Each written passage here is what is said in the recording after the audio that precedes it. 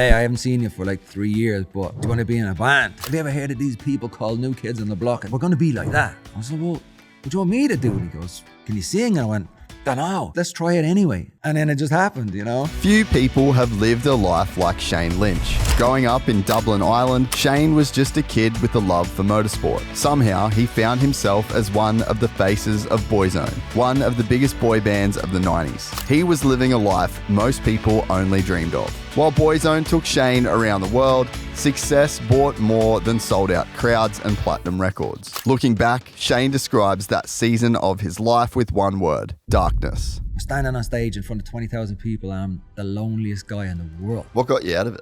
Friendship that led me to Christ, and he just led me to the light. He just started talking to me. It fed my soul. I was the saddest guy on earth. But through it all, one thing had always remained constant for Shane: a love for motorsports. And then that day I got signed to Ford Motorsport. So then they put me into rally cars, into four-wheel drive rally cars, all kinds of stuff, into GTs, into 24-hour racing. I still look back and go, how did I do that? That's mad. For him, racing was never just about speed. It was where the noise disappeared. That passion has never faded. Today, through a steady performance, it remains at the heart of everything he does. I go into work pretty much every day, congratulate every customer that comes through the door, say, oh mate, well done, congratulate, your car's beautiful, and just show the respect to the man who's achieved the machine in front of him. Shane's story is about far more than fame. It's about identity and the role motorsports has played throughout his life. Gypsy Gang, welcome Shane Lynch to the podcast.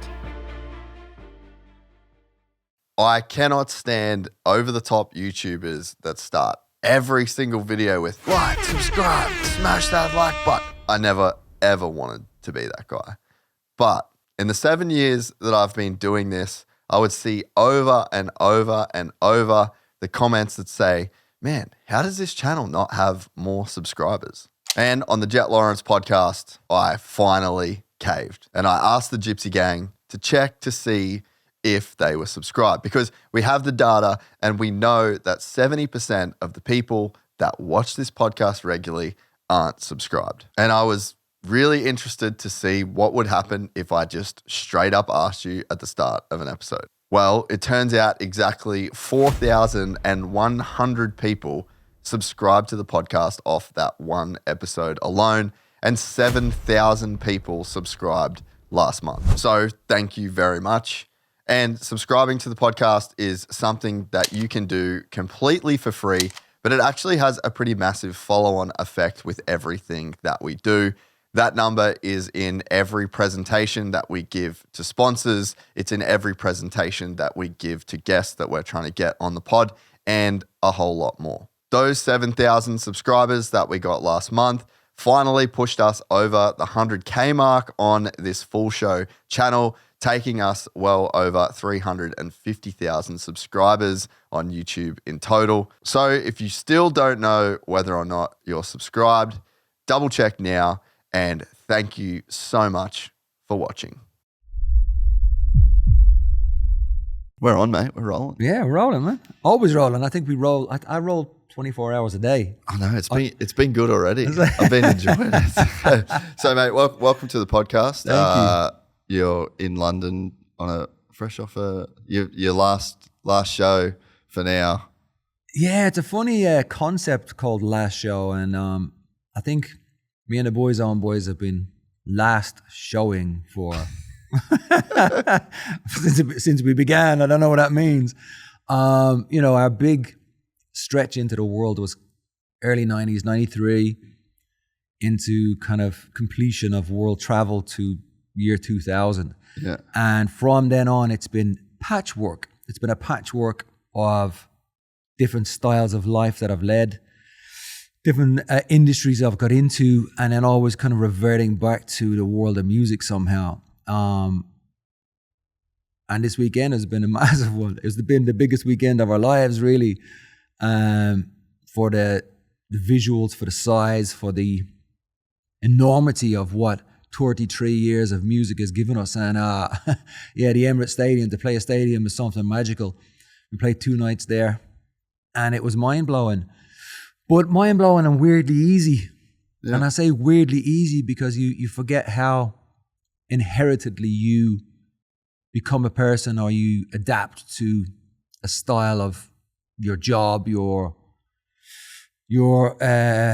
foundation of what makes you a person or what grows you into the person every decade of who you are. And it's hard to believe it's over. Really hard to believe it's over. Again, it's over. And I say again because it's been over many times. But I really enjoyed it. I enjoyed it this time probably more than ever. I found it quite expressive for me, because sometimes I have to bury certain expressions because it's that character. I have a character who comes out in the music scene, and then I have a character who drives a car, and I have a character who's a dad, and I have a character who's a son, and I have a character who's, so many different characters. We play these in our minds. So, but you know that at least. Yeah. I don't think everybody knows that.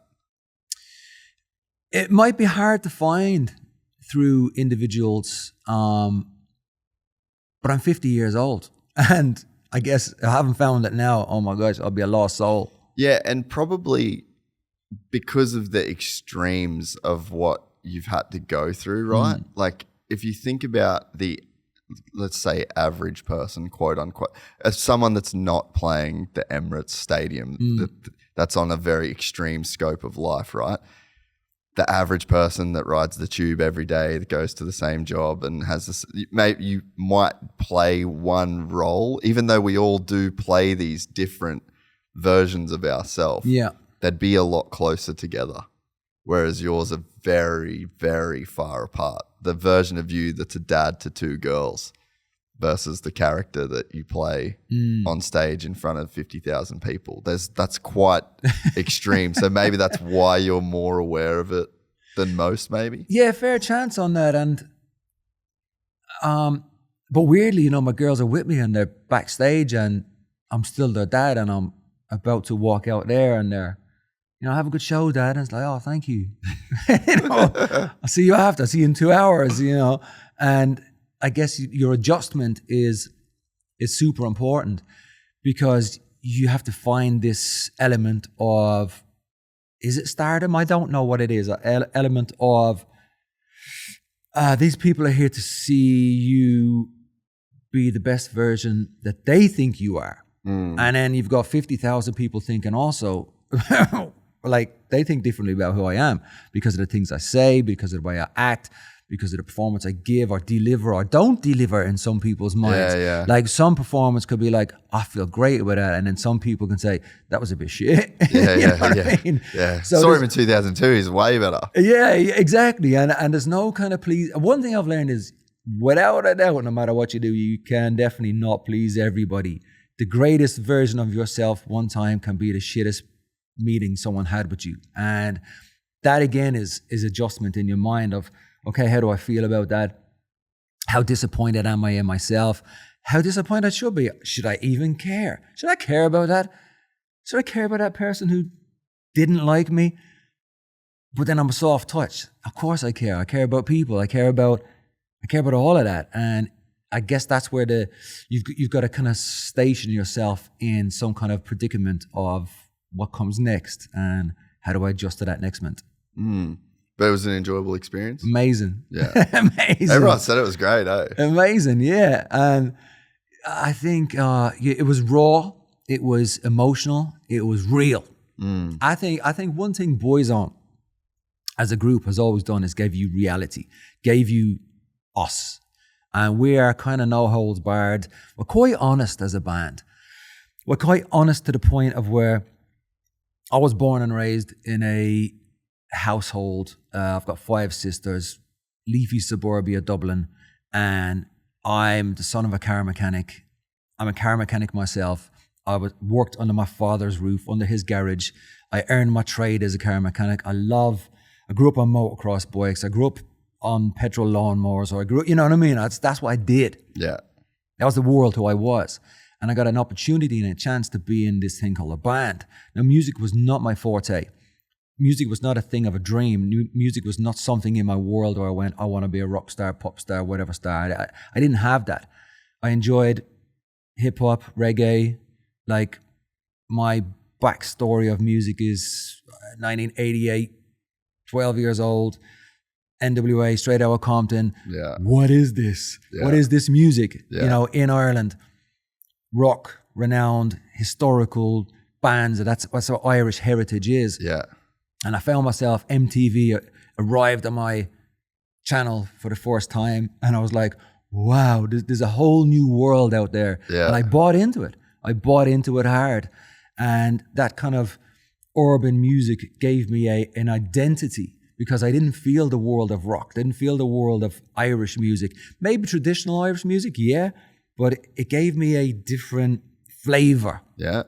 As a person. Yeah. I was into my skating, I was into BMXing, I was into all of that motocross side of things. And then all of a sudden hip hop was like, wow, this culture, this is who I want to be. Yeah. And I started being a hip hop guy. And so pop music was a far cry, like Five Sisters, as I say.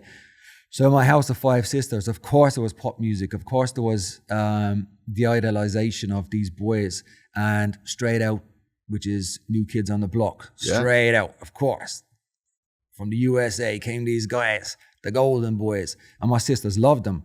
And, you know, I knew what that was in my house, but it was never meant to be me. It wasn't yours. No, it was never meant to be. And then weirdly, I left school. I got kicked out of school. I was about 15 years old. And What for? I got, all right, I didn't get kicked out. I was kindly asked not to come back. Yeah. So that's kind of a better way to put it, I think. Because I had one of those in primary school. They're like, you know what? The Catholic system may not be for your son. Okay, fair enough. I can relate. I think for me, it was, I was pretty shy as an individual. I was a quiet soul as a young boy.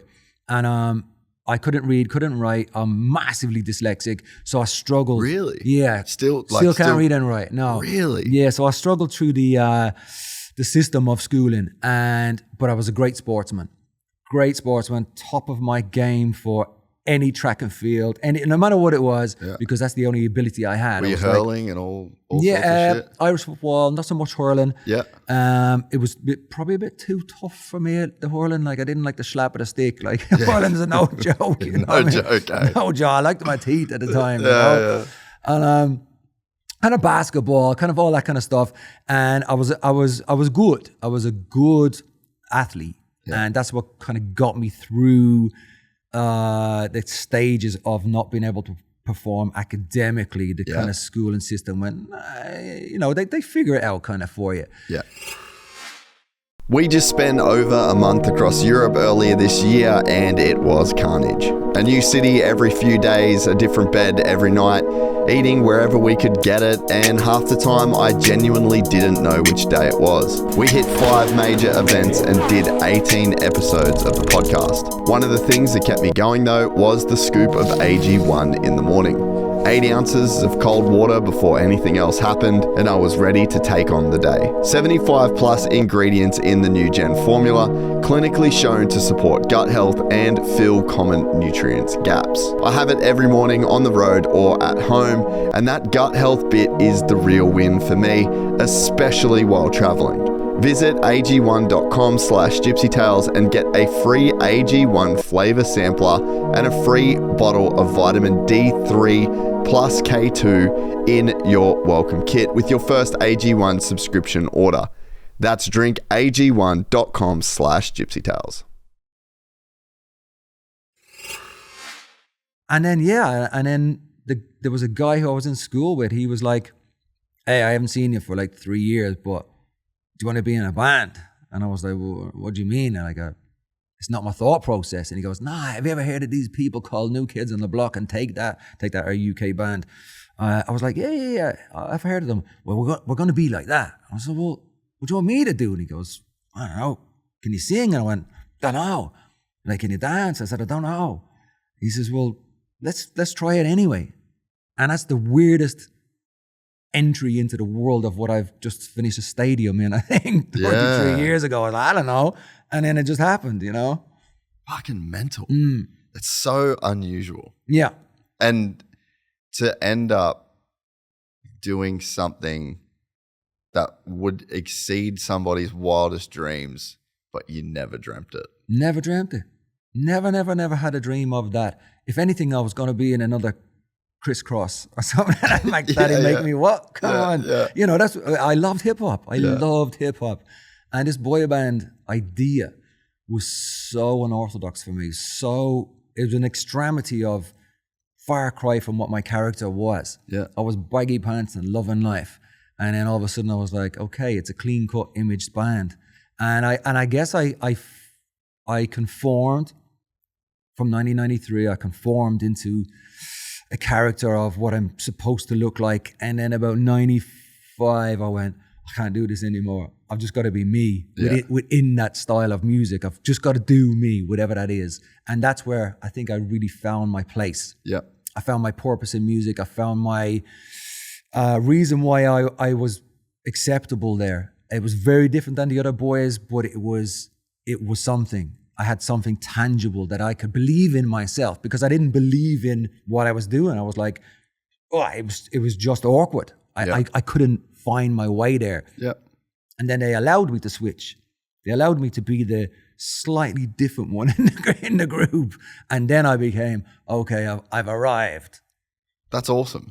It's awesome that you were able to find that place, because you would have essentially been just wearing somebody else's clothes. Yeah, without a doubt. And I wore somebody else's clothes for a long time, but the beginning period of Boyzone.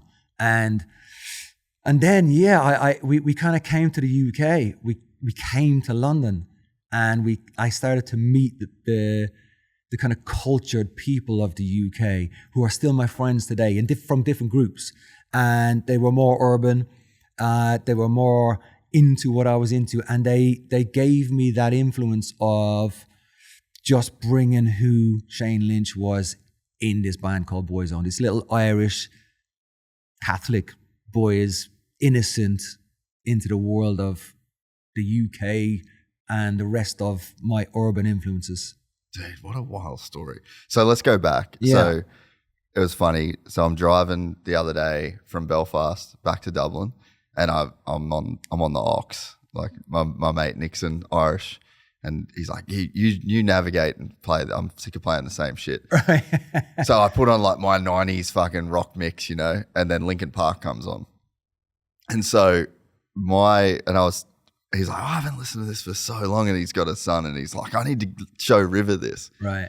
And so it's one of my fondest memories of my life. I was at a shooting range with my dad. Right. And Linkin Park comes on, and it was the Hybrid Theory. They just dropped that album. And shut up. And so that plays, and I'm fucking shooting a 9mm down a range at 12 years old. And it was just, that moment changed my life. Okay. Because before that, it was Fleetwood Mac, it was the Eagles, it was Led Zeppelin, and love all of it, and love all of it to this day. But that was like my music. That was the first time that shit just ripped right through my fucking soul. And it changed me forever. And then it was the Chronic 2001, and it was Tupac, and it was just the whole world of music opened up to me, and I found my music. Yeah.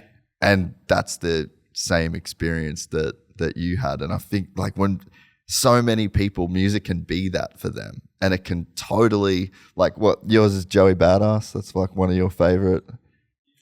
What album was that? 2000 was the one that, 1999. You know, like everyone's kind of got like that first album or that first bit of music where it's not your parents' music. It's not what was on in the house. It was your music, and that can just totally shape your identity.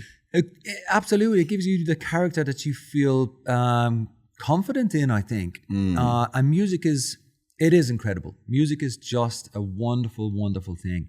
And if you allow it to kind of impact your soul and deliver you an emotion, it's music. That's what music is. And it's a timeline, really, is what music is. Music is a timeline of yourself, and you can pinpoint moments, as you just said. Yeah. You can pinpoint, I've arrived, whatever that decade was, whatever that transition, because it's also transitional. And I think music is something of, I'm 33 years in music. So within those transition of decades, you're meant to be a different person, I believe. I think you have character traits of who you were as a person, as a kid, early adulthood and all that kind of stuff.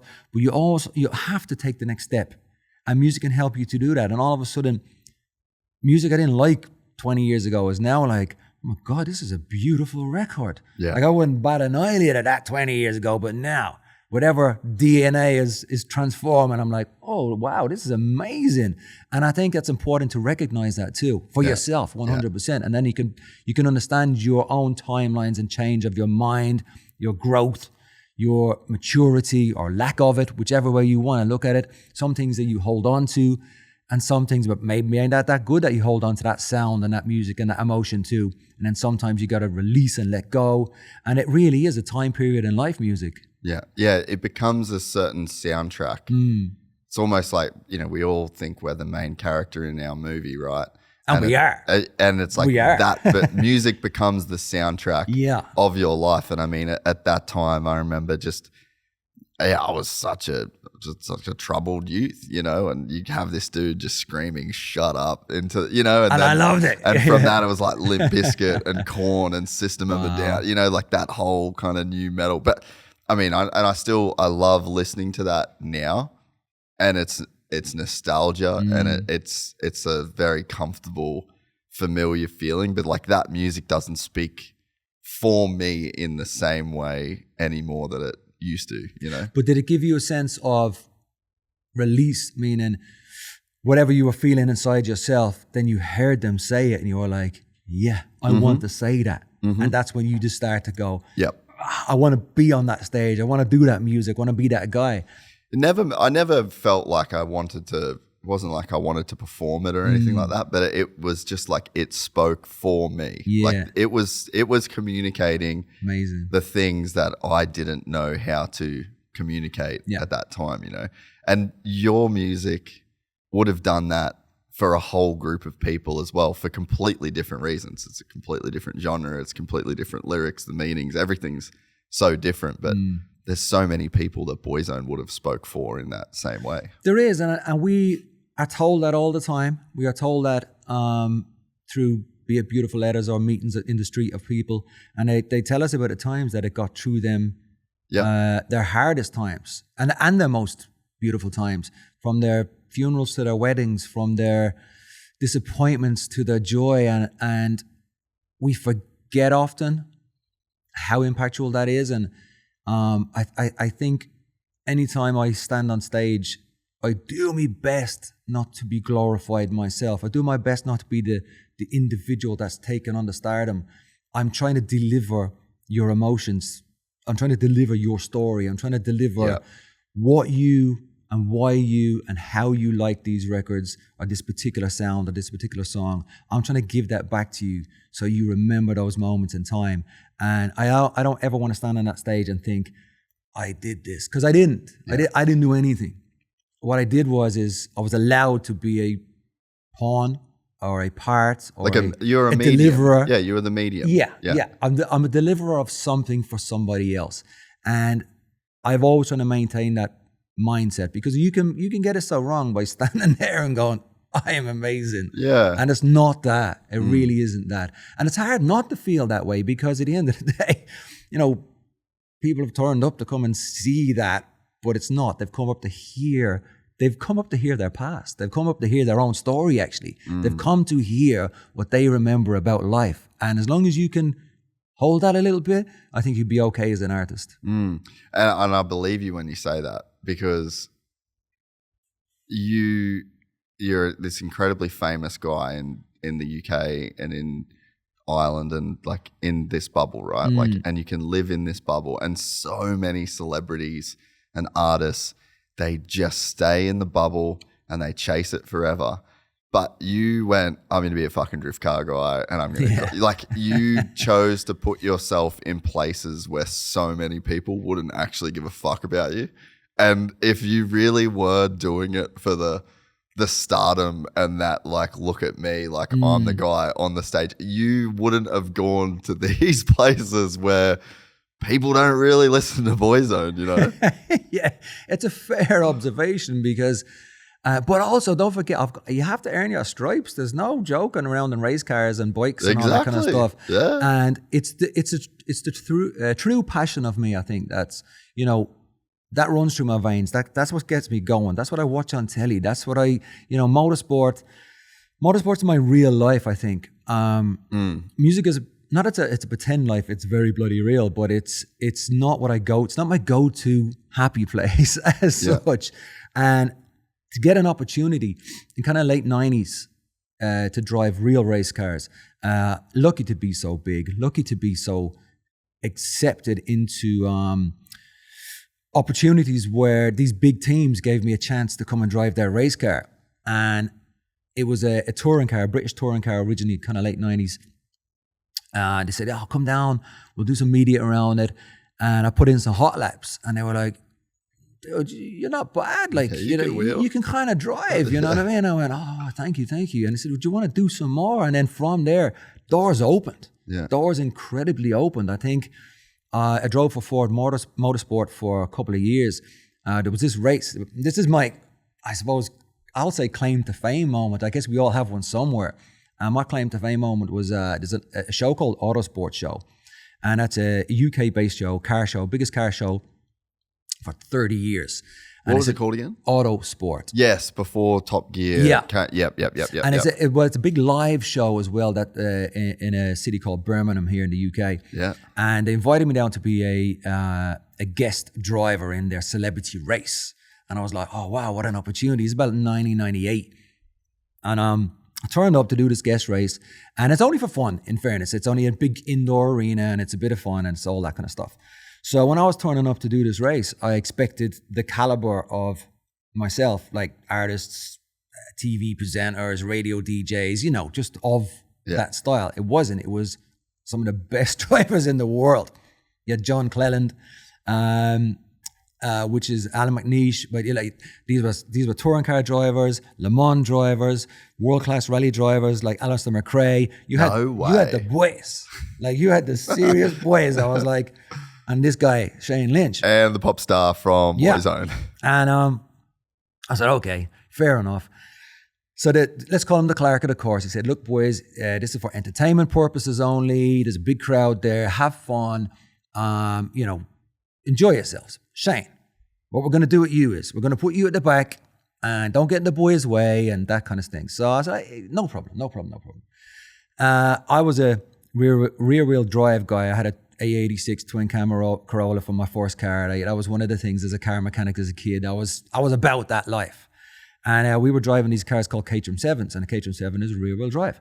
And so the guy who gave me his car to drive, he goes, can you steer? I said, yeah, no problem. He goes, look, leave it in second gear. Don't worry about it. From launch, send it. I went, gotcha. I came third in that race, to cut a long story short. And then that day I got signed to Ford Motorsport. They went, hold on a minute, come here you. And I went over to Ford Motorsport and said, what do you want to do? I said, I don't know, where do you want me to go? So then they put me into rally cars, into four-wheel drive rally cars, all kinds of stuff. And my career in motorsport just then kept climbing. From there into GTs, into 24-hour racing, into so many different disciplines of dream world stuff. I don't even know. Even to today, I still look back and go, how did I do that? That's mad. All the way down to, you know what Scalextric is, don't you? The little cars that go around on the electric cars that you kind of spin around. You got a little trigger, you know? Oh, yeah. Scalextric. You get a Shane Lynch Scalextric set for my GT car in 2003. And it's just like, how did that happen? I've got MTV awards, I've got them. But a Scalextric car? Like me? You crazy? Crazy? It's unbelievable, man. And that's what blows my mind. I've had two crazy careers sporadically, jumping in and out of different things and disciplines of life almost. And that's kind of weirdly my biggest achievement.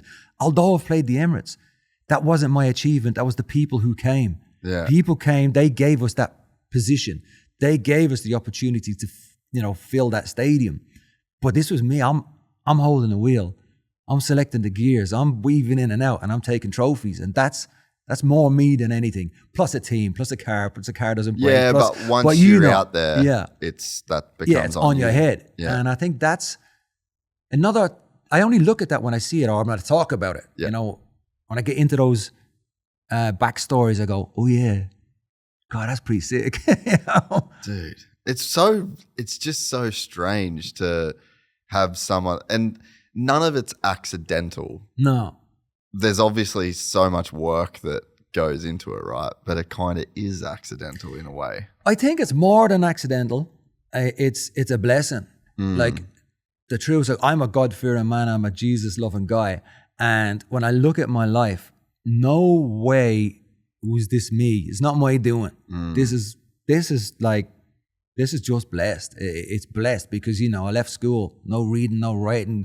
I'm not really, you know, how am I going to get my way through life? And then these doors, blam, open, blam, open, blam, open. It's like, well, it can't be me. It's got to be the good Lord. And I love him for it. And I think that's maybe where I get all my, I can't take any kind of glory from my own, what I've done, because I don't deserve it. I've never been talented enough in any area. It just happens, you know. It's just, it is a blessing. Super cool. It's cool to because I have like a different view on some of it, but I get to the same place. Right. To where even, you know, I just think it's all luck to me. Right. You know, like I didn't choose to be born. I didn't choose where I was born. There's just all of these things that ended up happening in my life. Like the choice didn't even really feel like mine, you know? Yeah. And it's like you just do it and you do it and the next thing and the next thing and the next thing. And I think that when people do try to take too much credit for their successes, it's kind of a road to ruin in a way, you know? Yeah, because you also then start to, I think, rely on yourself without relying on the possibilities of next. You can almost try and steer too hard. Yeah. And when you try and steer too hard, you can end up in the wrong places. And there's a certain element of surprise because we don't know what tomorrow holds. It can be in many greatnesses and many destructions. Like tomorrow's a whole new day. And you've got to aim for something. Goals. Yeah. Goals are super important and visions are super important. But they really don't always work out, and you've got to allow diversion. You've got to allow capability of switch because shit, that didn't work out. What am I gonna do? I'm devastated. No, you're gonna go, shit, that didn't work out. What's next? Yeah, like, yeah. You know, that I went that way on the fork of the road. I should have went that way, but I didn't. So how do I get back? How do I transition over to where I thought I was going? And there's just got to be a certain level of it just hasn't got good yet. Yeah. You know, like I was saying about the whole thing that I had in the US. Yeah. It's like in that moment, getting fucking locked up. It's like hard to see what's good about that situation. But it's like after enough times of things happening that don't seem like they're good, it's just they're not good yet. You know, and it's you go down your life, and if it goes left instead of right, you don't meet your wife, you don't meet this, you don't start this, you don't do, like you have to be, like you say, just so open for the things that come next, because at some point it'll get good again, and it couldn't have got good again if it didn't get bad then. Well, our timeline of expectancy is just selfish because we expect it what we want to have now, and that's our own timeline. And when we wake up and don't have what we are trying to achieve, and it's taking us longer, it's disappointing, and so we're just selfish in our own ways. So if you allow, as you just said, that okay, I ain't good right now, and that will help you, everyone, a lot, to go, yeah, this is real shit. This is really shit. I'm in a bad way, and my mind isn't good. Can't pay the rent. Can't feed myself sometimes. You know, all that kind of stuff. You've got to look at it and go, no, this is a part of what it is today. So let's drive forward, because if you don't drive forward, then what are you? What are you doing? What are you achieving? How are you growing? Yeah. Growth is called pressure. If you're not under pressure, you're not growing. You can't grow. You know, it's nothing different than a muscle going to the gym. It's nothing different than a runner training for. Your growth is pressure. Your growth is often sore. Your growth is very much can be painful. And then you get out that other side and you go, wow, I'm almost glad I went through that, because man, I'm strong today. man, I've got so much more that I can deal with. I've got all these things that I wouldn't be capable of if I did not go through that. Hated it at the time. It was bloody horrible. Sick to the stomach. But guess who I am today is an amazing day. And I can tackle the next problem much better than I could have 10 years ago, 4 years ago, 2 years ago. Because of that. Because of that. So how do you impart that wisdom to your girls? Visual living, I think. I think we can tell stories all day long. And I could have listened to people many, many years back, but I didn't hear them. You can speak, but what you're thinking in your own mind is, you often don't, I hear what you're saying, but fuck it. What do you know? I'm going to do what I'm going to do. I want to do this. So I'm not listening to you. But I think visually you got to act a particular way in front of your family, in front of your girls, in front of the things that challenge you. How does my dad operate in that moment? How does he fail in that moment? How does he hit the bottle in that moment? How does he not hit the bottle in that moment? How is he, when they do something wrong, how do I act when they get their shit wrong? And I think I'm blessed with my own dad. I'm blessed with my father. He's got 6 kids. Brilliant man. Raised a beautiful family. And I watched his antics. I watched his actions. I watched how I got shit wrong and how he dealt with it. And I've applied a lot of that to my life. And I think doing that is much more important. They call it visual lies or visual impacts. Visually you can see somebody do something for life and not understand why, but you do it and you inherit the trait. There's a great story of a lady who, she used to cut the ends off this big joint of roast meat, and she used to cut the top and the bottom off and throw it in the bin. And the girl grew up doing that all of her life. And then one day she asked her mom, she was like, why do you cut these big chunks of meat off and throw them in the bin? It's because the oven was too small, And that's all. So they're wasting so much in life. But later on, she's doing the same thing, but she's got the big oven, but she's throwing the top and the bottom in the bin. And so visually, she saw something and she just did it. But realistically, that wasn't the truth. There was no truth there. The oven was too small. That was it. And I think we do that often in growing up, looking in our lives and how our parents are and go, well, nah, that's what you're meant to do. No, there's always a reason. And until you ask a question, you don't find answers.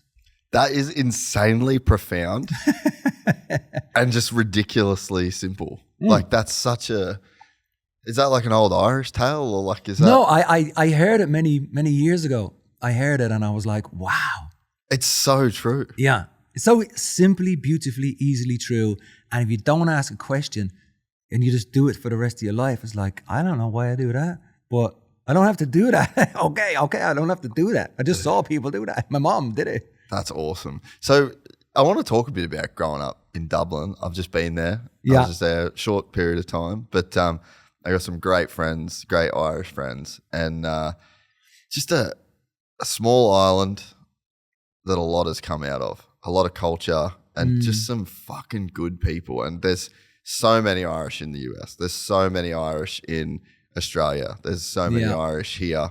We're fucking everywhere, aren't we? But you are. But I made like a pretty awesome impact on the world, and just getting to see Dublin with my mate who was from Dublin. It seems like a place everywhere you grow up shapes you, no matter where you come from. But it really does seem like coming from Ireland, it really shapes you as a person. Irish culture is magical. And folklore and folk stories, and we still live them.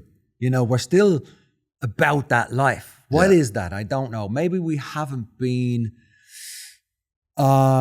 super over, what would you say, exposed to the world. Like Ireland, okay, major cities, Cork, Dublin, Belfast. Drive out of them cities and it's very Irish. We're still plowing fields. You know what I mean? For real, with a horse. Yeah. We're still doing that. There's not tractors everywhere. There is, of course. We have them. I'm not saying there's no electricity. Of course there is. But we still have a beautiful real connection to the world of Irish Irish isms, I think. And maybe that's a word, Irish isms. And we love our subculture. We love our heritage. We're a breed of our own. But by God, we're hard boys, hard girls. Like we're solid, you know. And you can put us anywhere in the world. You can put us in the desert and sure we'll survive. You can put us in the Arctic and we'll survive. I don't know how we do it, but we have a magical way to adapt to our surroundings. And there's still a lot of places in Ireland that just speak Irish. Their own, you know, we speak in the Celtic language. We subsidize for the big cities for English, but realistically, I think more Ireland speaks Irish than they do English.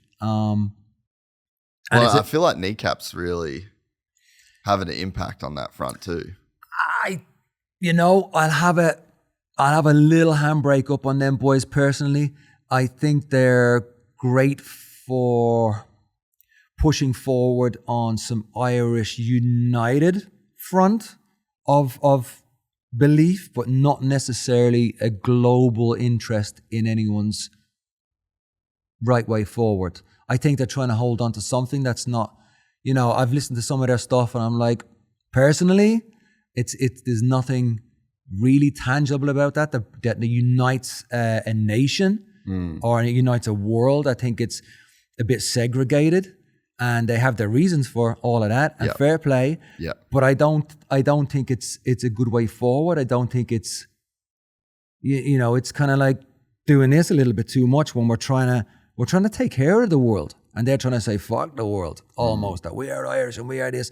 Look, we're many, many things. And well done, boys. You've had a stance and fair play to you. It's not my stance. I don't take a kneecap stance whatsoever, but it's been a good little moment in time of music for the younger generation to think, oh man, it's something to fight for, but what they're fighting for, I don't believe is right. Yeah, I think that's a fair assumption. I think, I didn't really have perspective of just how alive the language was and culturally. I think that they're a window into, there is still Irish. Definitely. And so I think that's more where I'm coming from, you know. It was so interesting. So we stayed in Dublin for the night.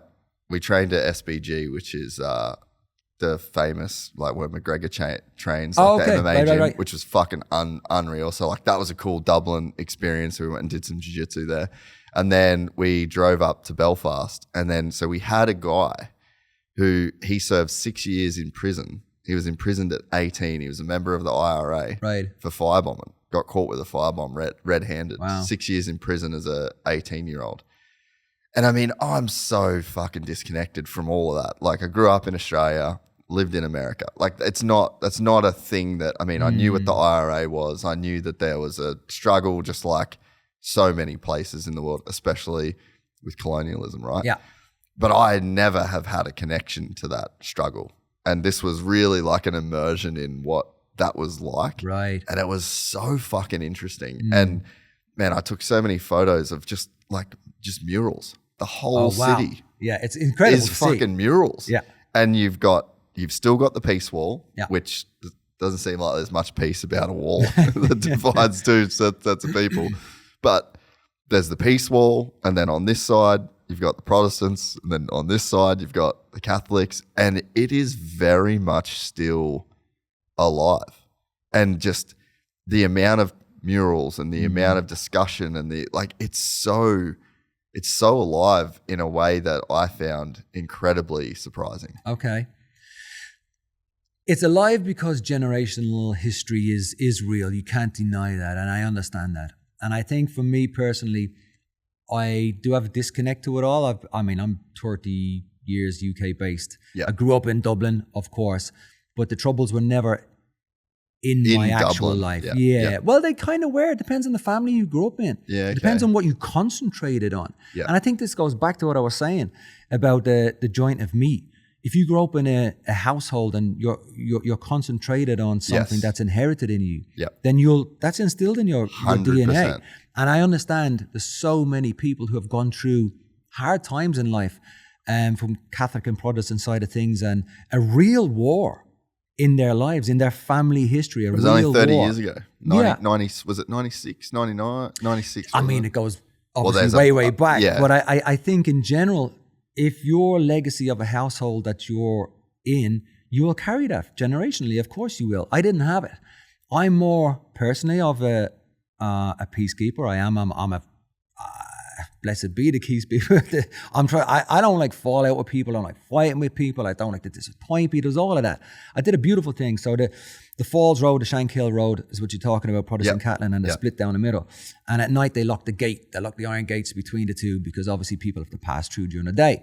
And I spoke at a church, like a testimony I gave, and the church actually sits bang half in the Falls, half in the Shankill. And they left the gates open one night, and it was a beautiful thing. Both some of the big boys, Protestant, big boys, Catholic, were in that building and talking about, I was just speaking about God, I was speaking about Christ, I was speaking about my testimony of why, life, we need to connect more. And it goes back to what I was saying earlier about the connection of, I more want to see everyone. I love the murals. I love the history. Nothing wrong with history and the greatness, but we have to fix that. You can't just keep going down the bleeding road because your granddad killed my granddad, your dad did this, if you keep doing that, then nothing changes. And I can't take that away from the people, the passion and the power of what they feel. I understand that. Inheritedly, I understand that, and I'm sorry for everyone's losses. But you got to fix what's been wrong, or the wrongs that have been done. You can't continue on doing wrong and wrong and wrong, and wrong can't fix wrong. So who is the person brave enough to stand forward in that family generation to break that history, to break that course? Let's call it a course. How can you continue in the world of, that's a course in your family, that's a course in your life, because it's a detriment, it's sadness, there's destruction, there's, lives have been lost. So how do we fix the lives that have been lost? By losing more? No, you can't do that. You've got to somehow try and break that generational course. And what that is and how you find that way, I don't know. But me personally, I'll try and encourage that all the time. Yeah, I found it very, I'm really grateful for the experience. Yeah, of course. Because I knew about it on such a surface level. And then, to hear this guy, and man, he was so passionate,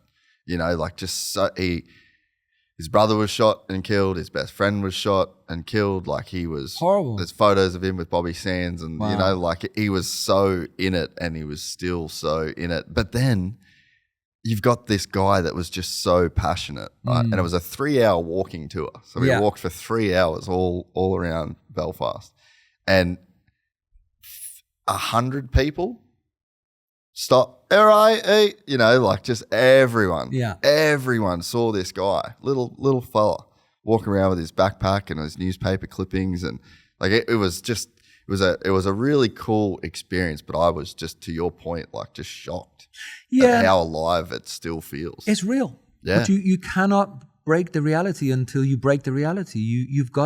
Someone's got to change the narrative. Somebody has to go, guys, surely we've been long enough doing this. Surely, let's stop the next brother being killed, the next father being killed, the next scenario. But only the next generation can do that. And so maybe that's your point with the kneecap thing. Yeah. Is maybe they could completely switch the message. Absolutely, switch the message up. It's great we have history, but it's not a great history.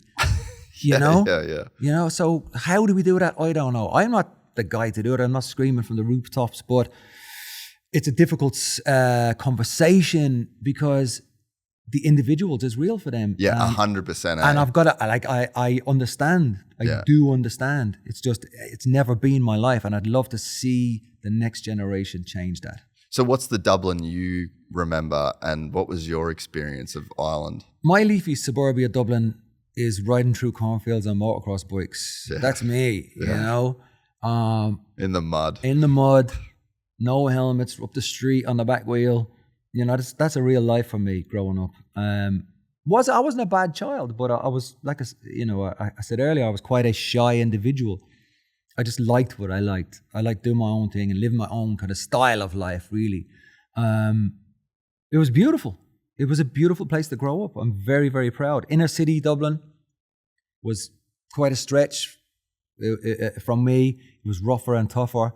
I'm pretty soft individual. I don't look like that but I think half of how I look is to do with my protection of who I was as a kid, growing up in a boy band. You know, there's a meekness to and a weakness to all that visually from another guy. You know, other people, or street kids, or whatever the case may be. So I think I purposely changed my visual looks to adapt to my real nature of culture of who I am, but also to protect. You know, there's a look, and if you look a particular way, you're left alone. And I always did that. I always tried to be left alone. You know, leave that guy alone. You know, which works out good. Works out good. You travel the world. If you don't know Boyzone or whatever, then I'm left alone. I'm like, you know, that guy looks like trouble. So sometimes looking like trouble can give you a lot of freedom. If you ride, you already know how important it is to have the right gear and parts when you need them. That's where motorsport.com comes in. It's your one-stop shop for everything motocross and off-road. Whether you're looking for OEM parts, fresh riding gear, or upgrading your setup, they carry all the top brands so you're not wasting time bouncing between different sites trying to piece it all together. It's all in one place, easy to find and ready to ship. And the best part is it is built for riders. Whether you're at the track every weekend or just getting laps in when you can, motorsport.com makes it easy to get exactly what you need without the hassle. No guessing, no digging around, just the parts and gear you trust all in one spot. Next time you need to dial in your bike or refresh your gear, head over to motorsport.com and get back to doing what matters most, and that's riding.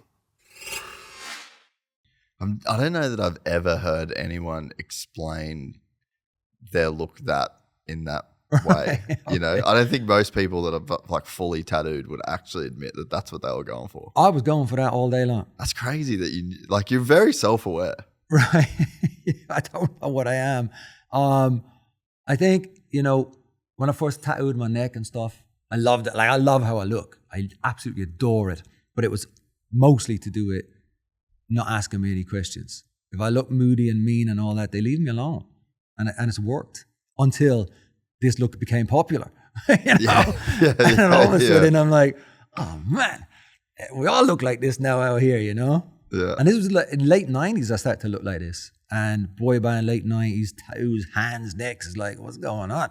Pure criminal based, pure criminal. Yeah. And I'm far from a criminal, but I love it. I adore how I look. What was the press reaction? Because you when you were at the, I'm not say like peak of fame, but in that time where it was like the biggest thing, the media landscape was very different to today. Yeah. But what was the reaction within that? Was that a topic of discussion? Yeah, it was a taboo topic, I guess. And yeah, I found myself, would I say scrutinized?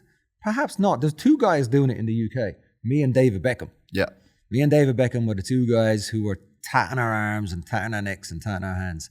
And I think I was allowed to do it because I guess successfully I didn't have to go for a job interview. So, you know, looking at the kids, the kid culture today, it's like, guys, just get your life on track before you start looking like the way I look, because it's not a great look in many employers' visual. Now, in my garage, I've got a supercar garage that I have now, and that's a lot of things that I do up north in Cheshire. And most of my guys in there are tattooed. But luckily, I'm an employer who gets it. Yeah. But there's not many places who are willing to open the doors for you to be their representation of what your clientele sees. So I wouldn't say it's a good idea, but taboo for me was not a problem. I was a pop star. It was okay. Yeah, yeah. So let's go back to that time then where you start the band, or you're involved in the very start of it. You'd never sung, you'd never danced, you like hip hop, and then you were going to be in a boy band. Like, how did it actually fucking work? It shouldn't have worked, is what I'm trying to say. I think it was probably close to a point where it mightn't have worked at times. There was two individuals who ended up being kicked out of the band before the final five, let's call it. And that was a process of maybe elimination, but the previous process of elimination was 200 people down to 10. Really? And then, yeah. So this was like a very manufactured thing in a way? It was in the end. Like the initial beginning was the friend of mine who said, do you want to be in a band? And the reason for him asking me was because we went to school together. And he goes, no, you have a particular look. You look a particular way and it's a boy band look, wherever that is. I was like, okay, cool. I've been working for my dad for 3 years as a car mechanic. So you were qualified at this point? Not quite there at that point, but heading for my exams. And so it's a 4-year thing? 4-year process. So similar to Oz? Yeah. Yeah. So you're an apprentice? I'm an apprentice mechanic, going Yep. through, and this guy says, do you want to be in a band? I'm like, what are you talking about? And from there, he gave me the idea, and I went, okay, I'm a chancer. I'll take chances in life. And I went, yeah, cool, let's go for it. Nothing to lose. Nothing to lose, correct. And my sisters are all in the industry.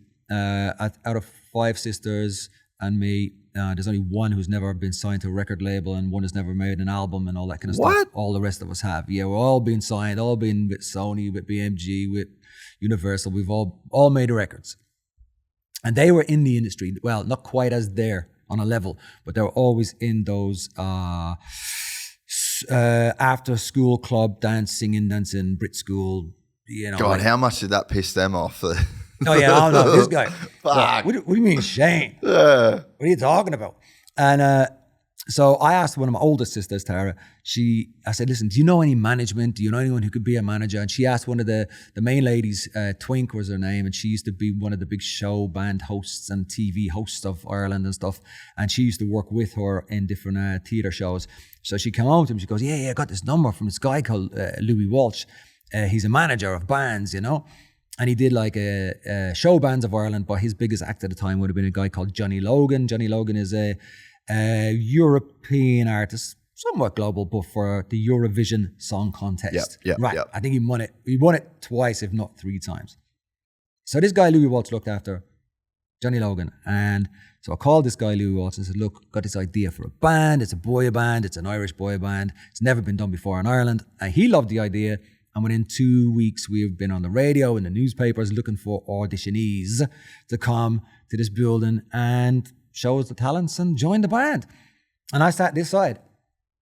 Behind the desk with the management. And these hundreds and hundreds and hundreds came through the door, and I ain't got a fucking clue what I'm looking at. I'm a car mechanic, right?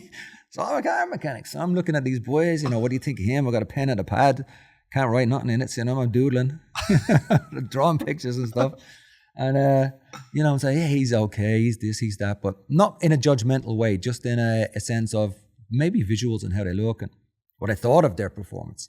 And then in the end of it all, there was 10 geezers in a lineup, and I was one of those. And there's another guy called Colin Farrell, which is obviously the Colin Farrell that we know today, the Hollywood star. Yeah. Colin Farrell was there. I know Colin well. You've got I can't remember his name from the script. Danny from the script was there, and it's like some big Irish boys who were out there today were in this top 10 lineup. A couple of boys having a crack. Yeah, having a go at it, and I made it I made it in the band, you know, and I think I kind of just kept my head down because I don't know my craft. I don't know what the fuck I'm doing. Like, I don't know this craft. Just fake it till you make it. Fake it till you make it. And then I learned my craft very quickly. I was like, oh, as soon as you get into the studio, you start to find, and as soon as you get into, it's called a vocal harmony group at this point, you know. There's no guitars and no drums and none of that. And within a year's time, we were big. We were big. But it took some doing. It took some going. Like we couldn't get signed by any record companies in the beginning of 1993. Nobody wanted to know. So we released our own record with management. Went to number 3 in the UK, the Irish charts. And then people went, hold on a minute, what's going on over there? But we traveled the length and breadth of Ireland. We went to the towns. We went to see the people. We went to build our foundation. We went to grow Boyzone. And leaned on that Irishism. Yes. And then from there, like Ireland, of course, Ireland made us, because without Ireland, we wouldn't have came to the UK. And then we landed a show called Smash Hits, and Smash Hits is probably the biggest touring music pop show in the UK. We landed an opportunity to be on there, and from there just catapulted us into a number 2 record that Christmas, 1994. I never looked back in that respect. And it's all a blur, but never questioned it wouldn't work. It was all an exact movement of just, it grew, and it flipping grew. How'd you go singing? Hey? How'd you go singing? Good. Really good. Like, surprise myself every time. That's so, it's just wild. Like, it's just wild that you just never, it's not like zero effort. Obviously, there's like so much effort that went into it. But until it was time to do the thing, there was just no preparation. It was just. And I do the same today. Like, I didn't prep for the last year for these stadium shows. I just, on the day, I step in, turn up the volume, do the damn thing, and go home. That's unreal. Yeah. What about the writing of the music and the business side of things? Like, you guys have been a band for so long. Like, how did you go about the actual business of the band? I understood my lane, and I think that's an important place to be. I understood that I'm not a songwriter. I'm not interested in writing songs. What would be the impact of not doing that is basically royalty based. But I never wanted to be in the studio. I'll come in, I'll sing my part, and I'll go home. Never wanted to be the lead man, the front man. Didn't have no desire. I just wanted to be in my lane, do my job very well of whatever character I was, and nobody could complain or dissect or point a finger at me to say I wasn't doing my job right. When I turn up, I turn up. You cannot fault my performance. You cannot fault my commitment to that stage presence.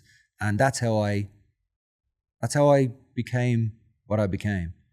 I know what I'm doing, but I also know what I can't do. Yeah, I was going to say. That's important. Yeah, you knew what you could. Yeah. And then you also knew where you just there's no leave point. It well alone. Some of the greatest bands in the world have some of the shittest albums because the other members of the band wanted their songs on the album. Fucking Metallica.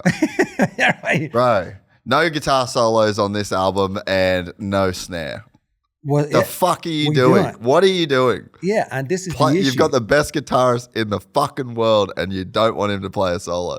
And that's the business you're talking about. Yeah. What business mind have you got, and are you making your business shitter or better? Yeah. You push your best assets to the front always, and you'll have good business. Yeah. You try and filter in shit that doesn't work so well. I mean, you can get away with it for a little bit, but it's not necessarily progressive. Yeah. And I think I just always I understood my lane. That's very mechanical. Yeah. Like, that's from fucking knowing the business of being a car mechanic and running a workshop and fixing a car. It's so pragmatic, the approach. And it sounds like there was not a lot of ego in your decision making throughout that period of time. Ego is a beautiful word. And I think we all, at some parts or times in our life, can find ourselves in an ego state of mind. It's hard not to, as a bleeding pop star, to have a little something of, I don't know what that is. Test out, maybe, I don't know. Yeah. But then you got to dial in and go, hold on a minute. Whoa. Reality's fucking real, you know. Yeah. We're here. It is real. So you got to cull your ego. You got to cull. And it will come from the simplest little things, actually, ego. Ego comes from a shit hotel room and I deserve more. Ego comes from a shit airplane seat and I deserve more. You know, the tiniest little things will mess with you if you have ego. Unwind all of that. Thank God for the roof and the bed that I'm sleeping in. Thank God for the meal that's been delivered in the seat that I'm sat in this airplane. You know. Thank God the cunt doesn't crash. Yeah. Thank God it landed safe. You know, there's so many things we can bypass simplicity and find our ways into I want, the car is late, the driver's not good enough. That will mess with your whole world anyway. And whether you're a pop star or not. Correct. If the bus is late, that made you late for work and all that kind of stuff, you just got to keep adapting. Adaptation is the most important thing of life, from the highs to the lows. You just got to keep finding that. And we all have an ego somewhere. Just don't butter it up too much. Where was the peak for you of that? Was there a visible peak? Peak.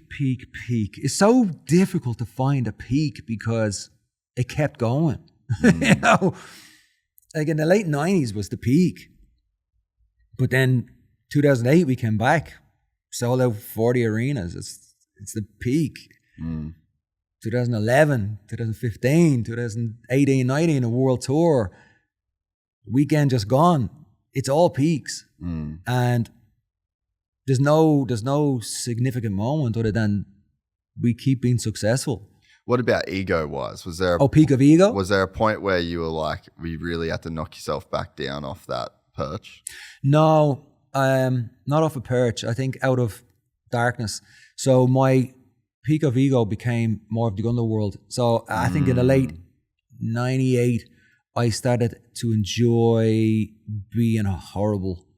I started to enjoy being unpredictable, mysterious, volatile, angry. Like a lot of live shows wouldn't have us because of perhaps what I was about to do or say or things like that. I started to enjoy aggression, and the rest of the boys were afraid of me, but I there was a little power in that. There was a power in that that I liked. And I look back at it and I think, ooh, mate, I was in a spiral, proper spiral down. And MTV Awards, fucking, you know, live TV, all that kind of stuff. I'm in a boy band, but I thought I was a rock star. You thought you were Axl Rose. But I'm actually a pop star. Shut your mouth, you're a pop star, not a rock star, you know. And I think maybe because it was so successful and it really was magical, it was an amazing thing. But I look back and I kind of go, they're great moments because they're funny, but not great at the time for the rest of the boys. You know, it was detrimental. You know, it really was. And of course, I'll apologize for my antics all the way back then. But you look back on history and many things and you just think, fucking remember that time. And I think that was an ego. That was definitely an ego. I had an ego, but it was driven not in kindness. It was driven from a sadness place, from an angry place, from a destructive place. It wasn't nice. Where did it come from? I think it came from loneliness. It came from, you know, I'm standing on stage at 20,000 people in an arena night after night after night after night. I've got 4 boys around me, and they're my best friends. Some of them, some of them through difficult times of.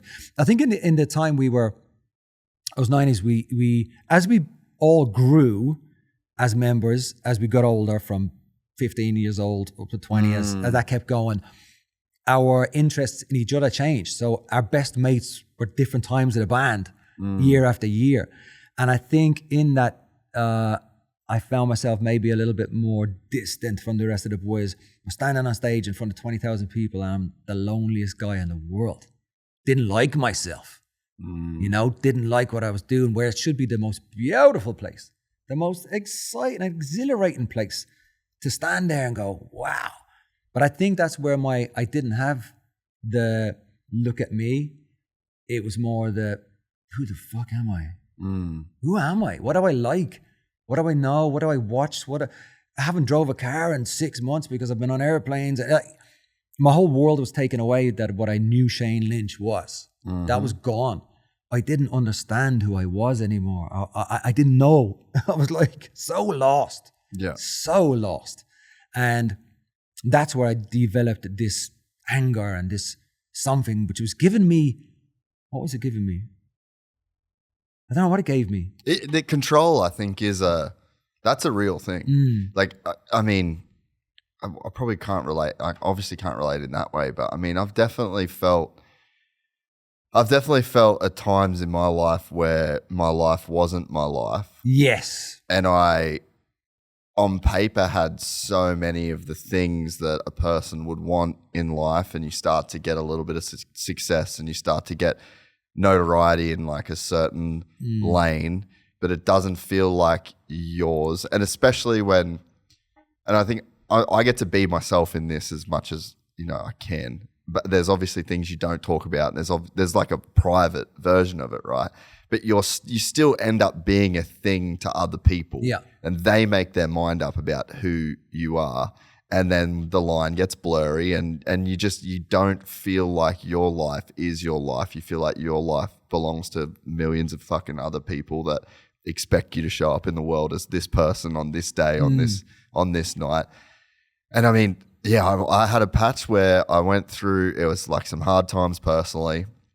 And I didn't feel like my life was my life. I didn't feel like I could stop doing what I was doing. I was in it and it was going, and the ball starts rolling and it's got to keep rolling. And if you jump off, it fucks it up everyone else's thing. Yeah. And you kind of can just turn into a bit of a cunt to just take some control. You know, like if everything's out of control around you, I can control this. You try and control this like small little sphere that you can, and it feels good. It does make you feel good to be able to make the boys a little bit scared of you and know that you're going to get a reaction from these people. Like, that's this tiny slice in this uncontrollable thing that you actually can control. Negative as fuck, kind of toxic, but the result, you get what you're chasing, you know? It's the little bit you have left. Yeah. Is basically perfectly what you said. Absolutely. And I wouldn't have been able to explain it like that. And you're right. I had just that one little thing left.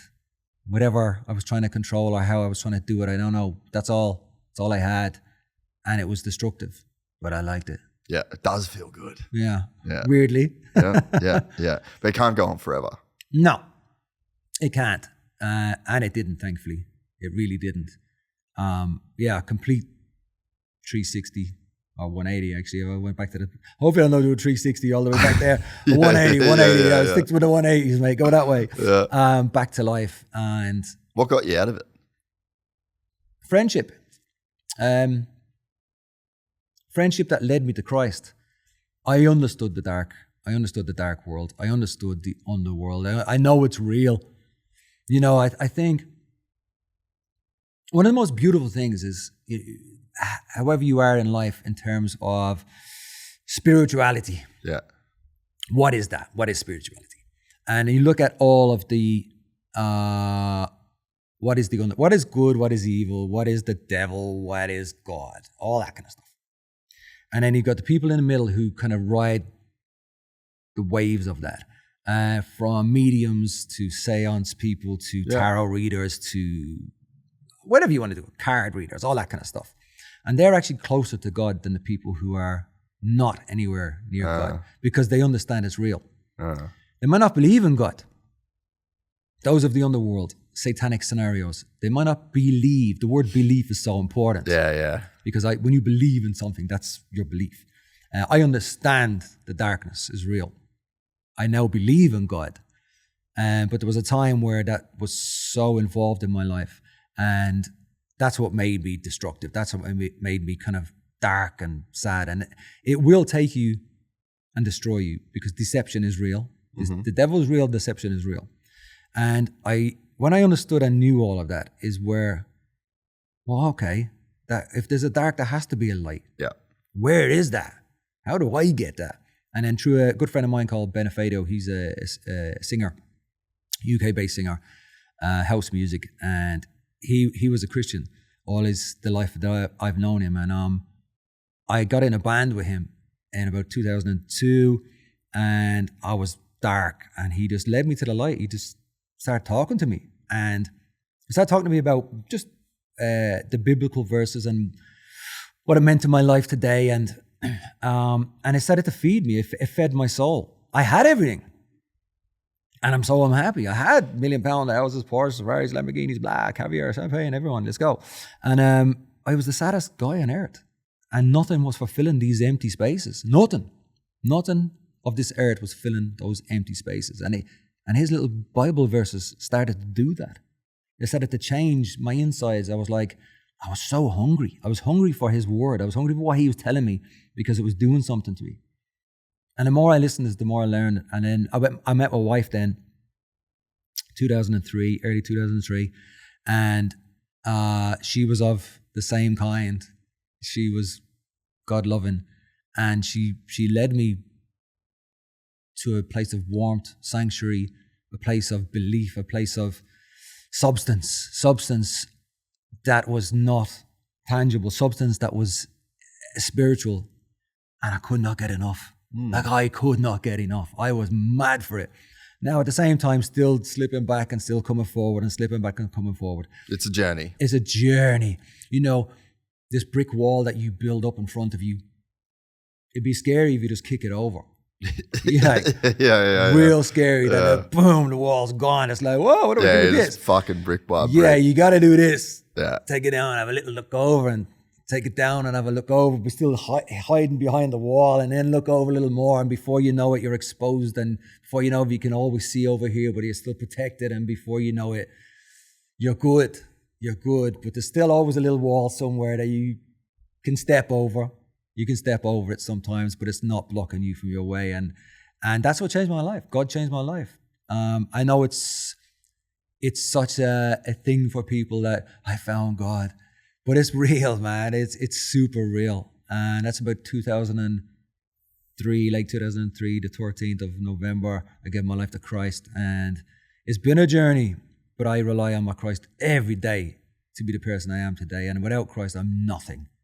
My whole life is nothing without Christ. My whole journey, when I look back now, I wasn't a singer, songwriter, nothing. One of the biggest bands in the world. I'm an okay driver. I'm one of the best careers in the world. I don't deserve nothing. It can only be given to me. And I thank the Lord. It's interesting what you said about you can have everything and be so empty. And so I was saying Linkin Park, right? Yeah. It's my favorite band. And I went and saw fucking 30 of their shows. Like, it was just that guy and what he could do, Chester, unbelievable. I've seen everyone. Like, he was just unbelievable. A talent of magical. Yeah. Like, words cannot Yeah.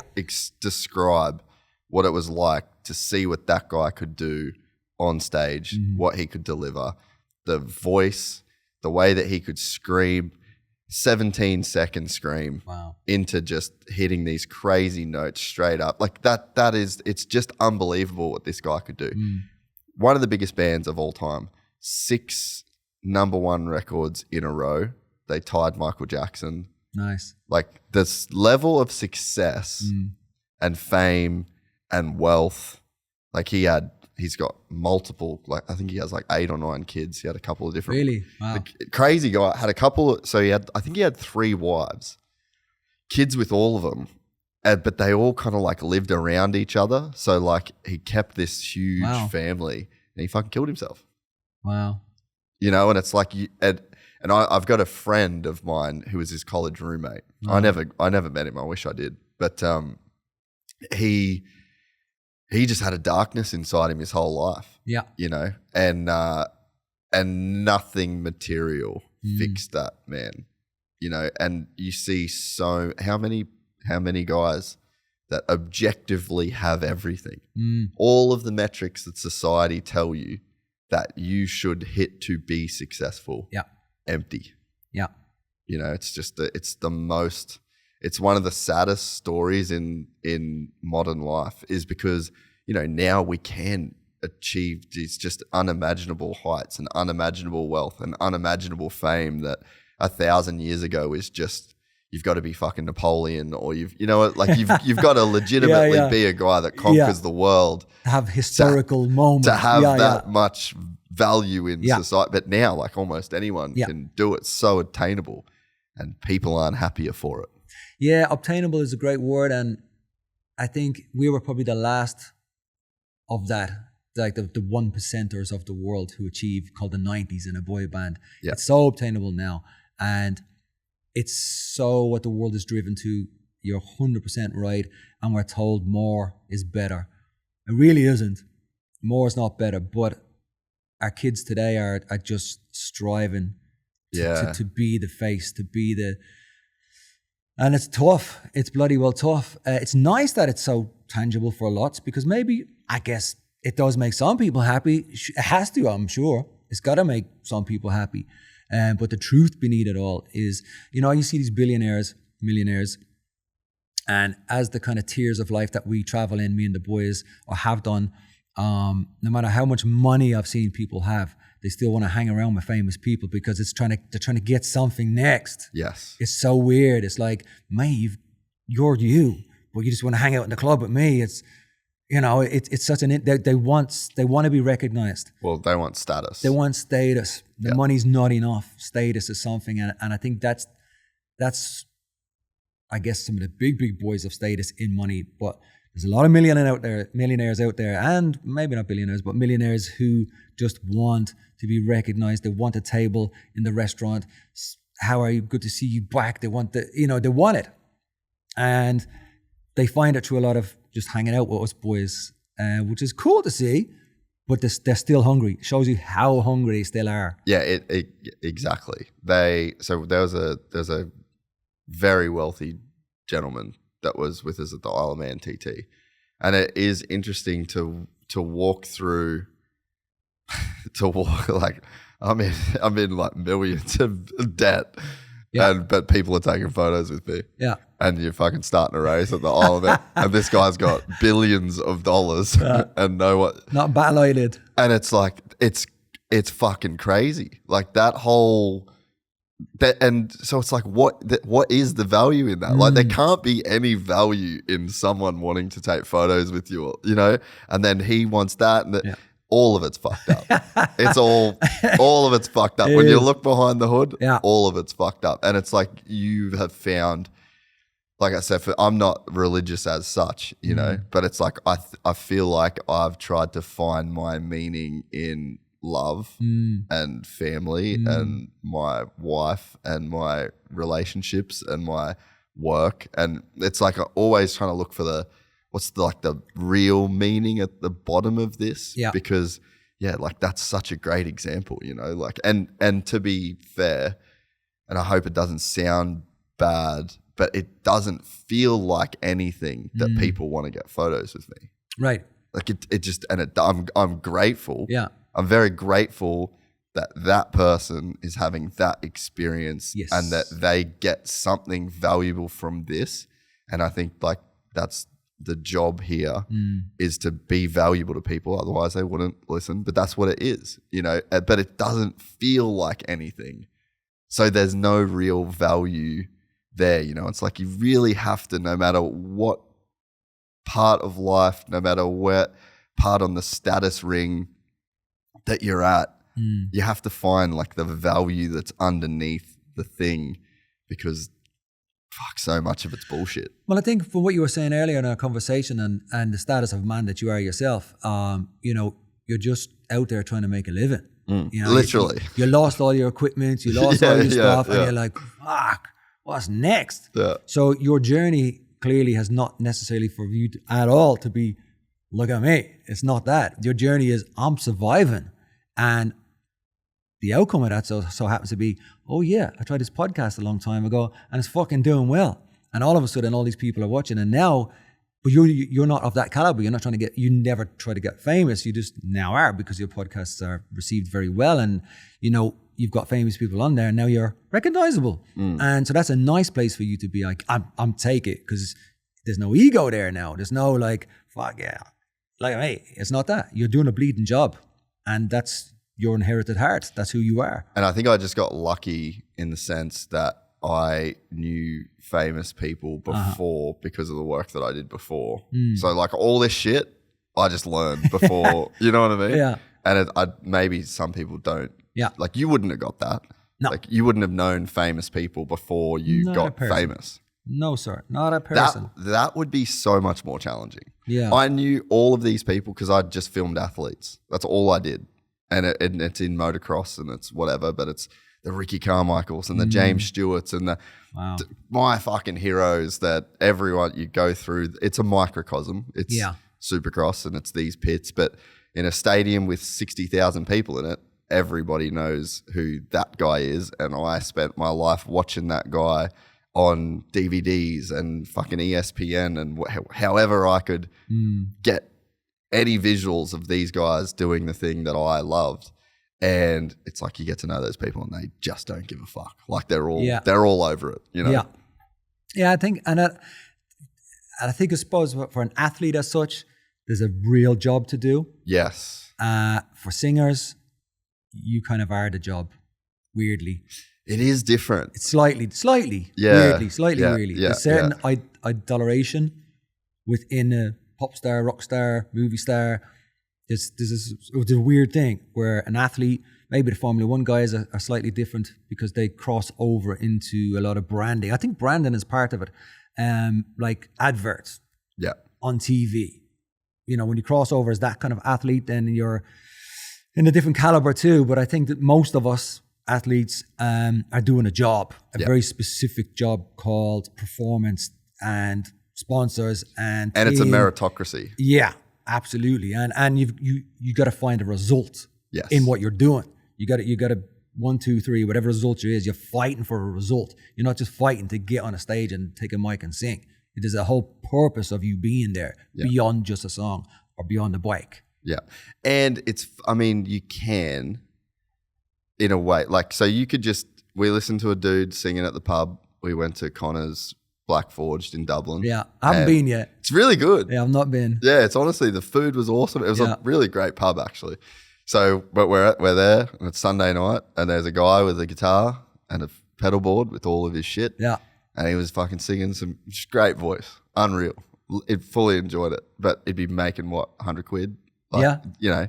So, but I think that for the athlete and the singer, so there's a guy like Casey Stoner, right? Does not give a fuck about anything but racing that motorcycle. Yeah. If he could go, and I believe this to be an absolute fact, I've spent a lot of time around the guy. If he could have raced Valentino Rossi one-on-one, no one there, just a dude with a green flag and a checkered flag and some mechanics to pull his tire warmers off. Yeah. Smoking. He would have signed up for that every day of the week, right? Just mad for it. But you can't be the best MotoGP racer or the best Formula One racer and remove all of the layers, right? But you can't, like, that is a very different thing to being a pop star. By definition, to be a pop star, you need the fame, you need all of those, like, they're just inherently built into it. You can't want to be a pop star without wanting all of the other things. What comes with it, But you can want to be like Max Verstappen. You think he gives a fuck? He does not give a fuck about any of it. So it is quite different in that way. And maybe that's why it was more fulfilling in a way, that your racing career, because of those reasons. Yeah, good observation, I think. Because I don't feel myself wanting all of the attention. So put a helmet on. Ooh, that's a part of it too. Give me a machine. Yeah. And made me operate that machine and bring home a trophy. Meant more to me. Yeah. Without a doubt. And it's not subjective. No. A result of a race is not subjective. It's just great. It's great for your team. It's great for your sponsors. It's great for everyone who's worked hard, the crew that's trucked that car to how long. And you jump in there and it works. It all works. It comes together. Nothing breaks. You don't crash. You do that. And it's like the celebration is a multiple of, it's your whole crew. And you did a good job. And that's important. I find that important. Not that I race that much anymore, but the little bit that I do, or the little bit of drifting I do, or rallying I do, or stuff, it's more personal now, of course, and it gives me a release and something to still hold on to, called I can manage, I can achieve, I can do, I can operate, I'm still okay. I'm not. Yeah. We had a brief idea. You were saying about coming to the States and all that. You know, your Vaughn Gittin Juniors and your James Deans and all that in the world of drifting. I'm not that good anymore. There was a time, but now I think I'd be left behind, or I'd be too scared, or I don't know if I can send it that hard. You know, I love sending it. I do, but there's a moment of, know your lane again. But there's also, like, I mean, we all like sending it, but we all have a ceiling. Yeah. So, like, my sending it is very different to Hayden Deegan's. Sure. But it feels the same. Right, We're both getting the same. And I think that's why people love anyone that does any kind of motorsport, they fucking love that because you can look at Hayden Deegan sending it and I'm like, I feel like that. Right. What he's feeling, I'm feeling. It's just at many, many mile an hour different, you know? Yeah. Kind of looks the same, but it doesn't. Yeah. I know what you mean. On the inside. Yeah, on the inside. We feel the same. Yeah, because I'm fully sent and that's enough for me. Yeah. I know there's boys who stretch those legs, but I ain't stretching. Yeah. This is enough for me and I'm being fulfilled in this moment of full chat, let's go. But to chase him down, nah, let him go. Yeah, I'm good on that. So what was your first car? You said 911, your first big boy car? The first big car was a... What was before the first? What was the first car? My first ever machine was a 1979 Toyota Hilux, a single cab. Yeah, I love that. Yeah, that was my first machine and that was I was mad about Colt Seavers. I was mad about growing up as a kid. The Fall Guy. Yeah. And me and my dad used to watch that program. So that was my dream machine. Pickup truck. They were massive in Australia. We called them low luxes. A low lux? Yeah. Okay. Yeah. Yeah, that was my first one. I loved that. Then I sold that for a 911 GTI Golf Mark 1. Okay. Sorry, not GTI Golf. And I rolled that on its roof. And then I bought a AA86 twin cam Corolla, which is the world of Ireland. And AA86 is the dream. Your James Dean machine, 86s, you know. Then I went into, my first big boy car was a 911 SC, which was, I bought my first paycheck of my first big tour with the Boyzone boys. What was that? Do you remember what that was worth? As a car? No, like the first paycheck. The check? No. Don't know, actually. I can't remember. We came off tour and I had money in the bank and I called my dad. I said, I want to buy this car. And he flew in from Ireland. I bought it in the UK. It was a street legal, built by a race company. So it was kind of lowered. It had all the sound. I had all of that. And half a cage, I think. And my dad came over to drive it home to Ireland with me, like a proud moment. Oh, I had a broken leg. That's why. That's when my dad flew in. How'd you break your leg? Playing basketball in Holland, jumped over this fence and broke a leg. That was early. We're going on tour a week later. No. Yeah. It was such a bad time for Boyzone. But that was our first tour of, getting paid. You know, we've been in the number one for ages, but no number one and no money. You know what I mean? Dude. The music industry takes a while to build all of that. Yeah. Especially in that kind of pop scenario.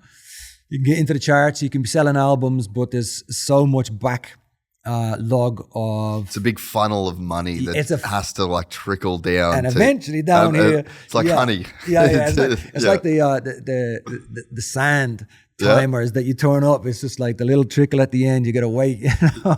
Yeah. And it arrived. So we bought this 911. I came to Ireland. That's got to be a good day though. It was an amazing day. What a day. And be able to drive it home with my dad.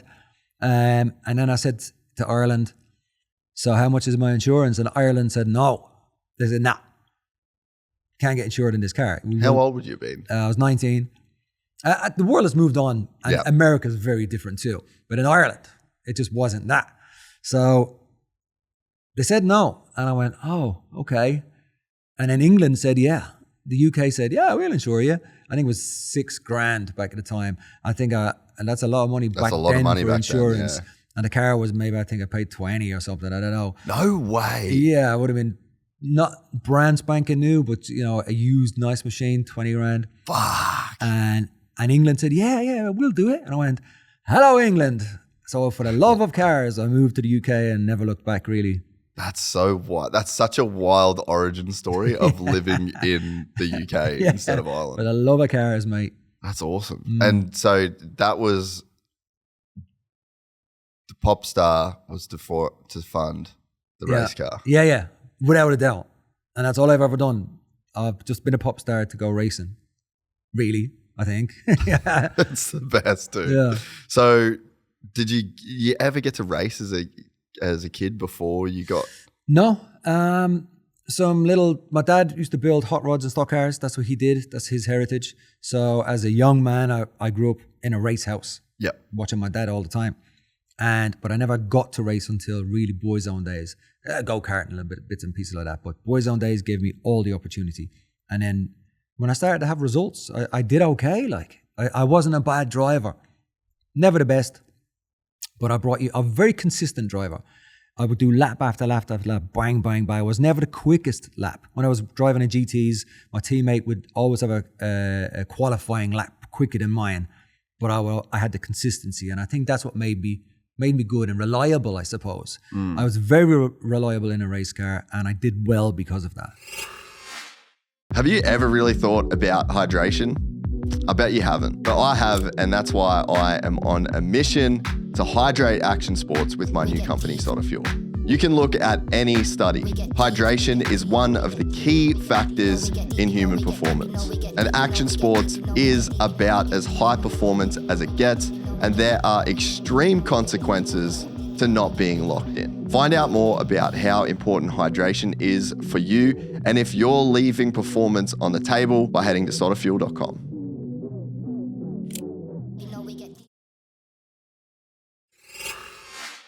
Yeah. So you get that Porsche, and then that's your daily driver around London? My daily, yeah. What, my daily what a 911. dream. Yeah. Young little kid, 19 years old, living the absolute dream. Yeah. Absolute dream. What was your original dream car? 911. That was it. Yeah. That was the one. My dad brought home a 911. It was a customer's car. And I remember on my driveway, I've got a picture of me stood beside it. And it was a Targa, a white Targa. Yeah. And I was looking at it and I was like, one day that's my car. And yeah, I achieved it early in life, which is really beautiful. Do you still have 911s today?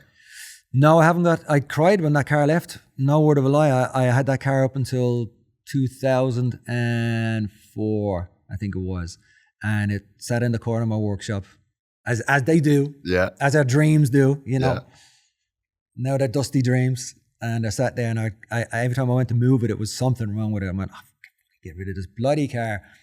So it was a Sunday and I was heading to church, and the guy said, he said, oh, I'll pick it up Sunday morning. I said, yeah, no problem. Sold the car. I drove out my gate and I started crying. Honestly, I started crying. I couldn't believe it myself. I was like, what is wrong with you? I got so emotional about that car. And out the gate it went, and I went home to my wife to pick her up to go to church, and I said, babe, I couldn't believe it. And then I started telling her the story that I started crying, and I started crying again. And she was like, oh, it's only a machine, it's only this. And I said, I know, but what a machine. So we jumped in the car and we were heading to church, and there you were. The car was in the petrol station. The guy was filling it up. I was driving past and I started crying again. And I was like, no.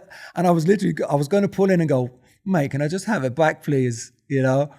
And that's the only car I ever got emotional about. But yeah, crazy. But I love cars. I love them to pieces. I do. My collection is not that vast. I buy and sell all the time. It's why I have my garage today, because you can't buy them all. You can't have them all. You can't keep them all.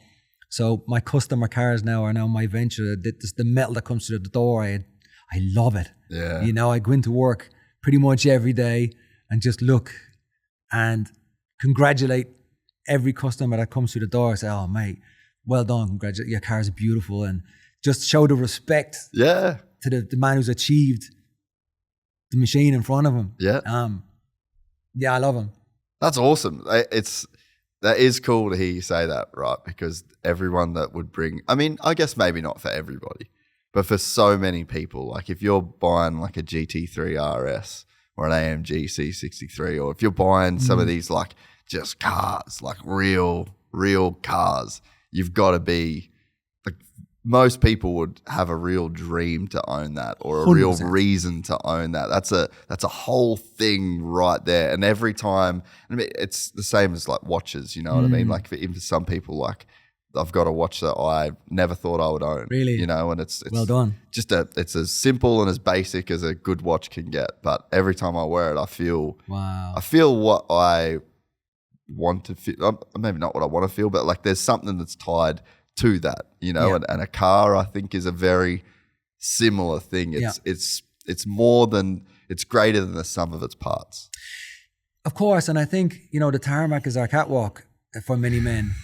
And put that on a shirt. yeah, the Tarmacs Like Catwalk, and it's an expression of ourselves, and I think young kiddies, 17-year-old, their first car, there's a reason why they're changing wheels, the reason why they're changing colors, because their identity is them. Yeah. And I don't think there's any lower level. You get your aftermarket parts shops, and no matter what, if it's a little sticker you're putting on your car, it's your identity. You're progressing and you're making moves in life, and it's so important. And I love young kiddies for buying their new little Saxos and the new hot hatches, all that kind of thing.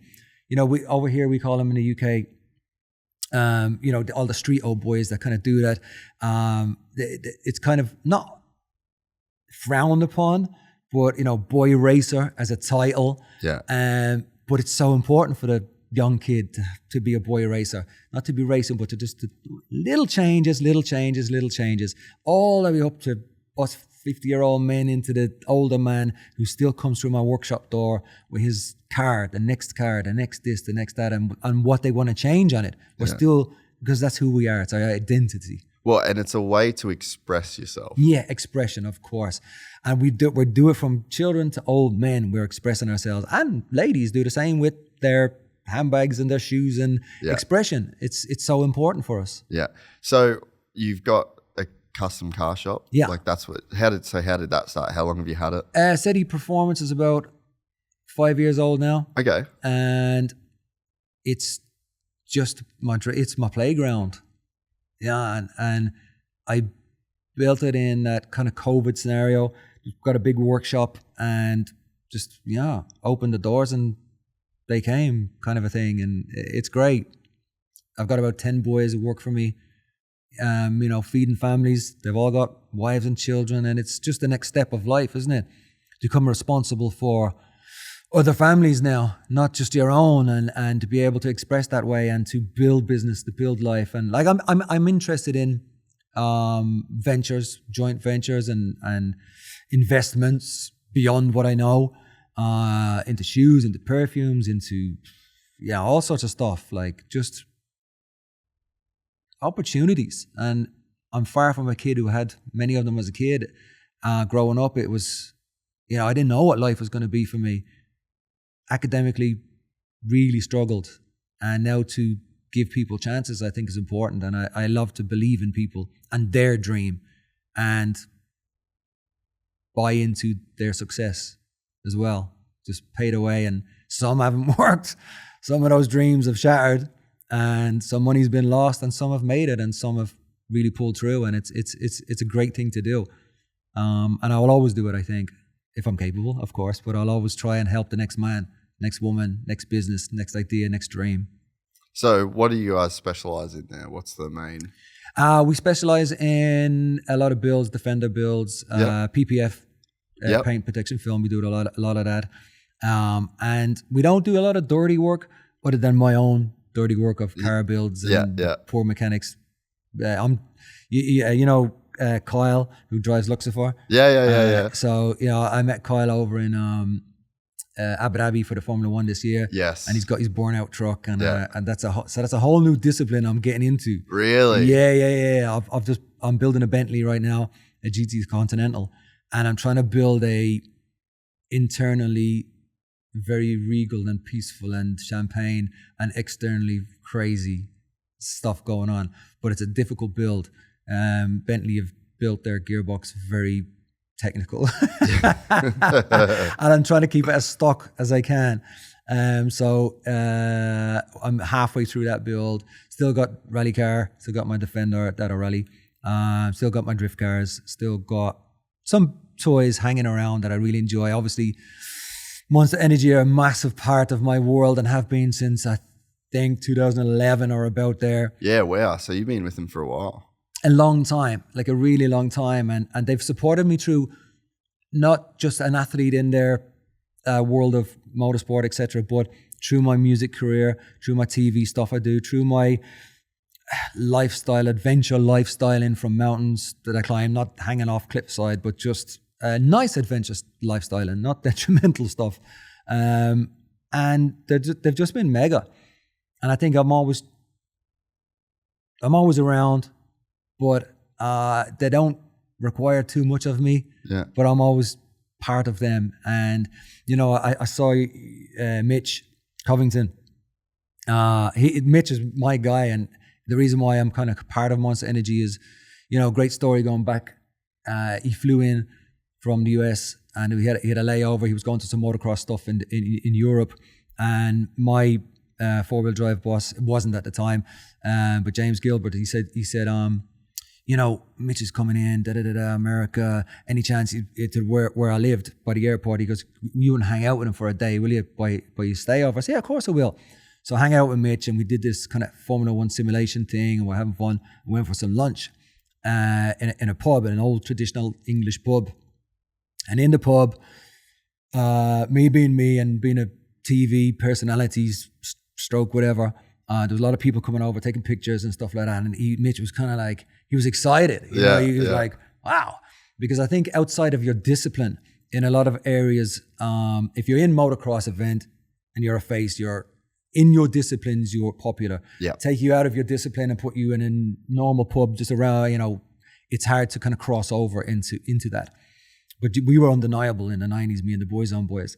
So to have that, he was like, wow, this is insane. And he said to me, he goes, you know, it's amazing you're part of Monster Energy, and thank you for being, you know, one of our athletes. And I said, I'm not. I just drive for a team. And he goes, do you want to be? I'm like, yeah. Consider it done. And within a week out of contract, I was signed to Monster. And I think what happened, like a UK and European side of things, is I'm a boy band member. So, okay, I have a particular look, but I'm not necessarily Monster clientele. Yeah. But I think this is when Monster were just kind of looking and stepping into the corporate world a little more. And just the caliber of person they started to sponsor, it wasn't just about being an extremist or an extreme athlete. They were just looking at people. Yeah. And I think I was probably one of their first people, Yeah. whatever that means. And so, yeah, I've got a lot to thank for Mitch and just being, and I've, you know, they've been with me ever since, or I've been with them ever since. I know why we look at it, but one of the most beautiful stories I've ever seen him tell was, you know, talking about Tiger Woods and talking about the support and talking about all of that. And that it hit home, and it was a real realization of why I'm still part of the Monster family and how much they really have given me over my life.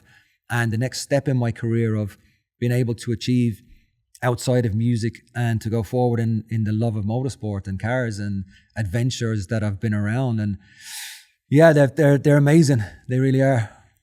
Because for a guy like you that reaches so much success in one lane, it's often very hard to put your hand up and be like, I want to do this. And you know what I mean? And we always say in Australia, you can be good at one thing, but you can't be good at two. Really? Because it's like there was a famous footy player, Anthony Mundine, right, in Australia. He was the fucking man in rugby league. Okay. And then tried to go to boxing, and just everyone shit on him. And he was a great boxer, right, you know. And my old boy would just be like, it's fucking Australia, mate. You can be good at one thing, but you can't be good at two.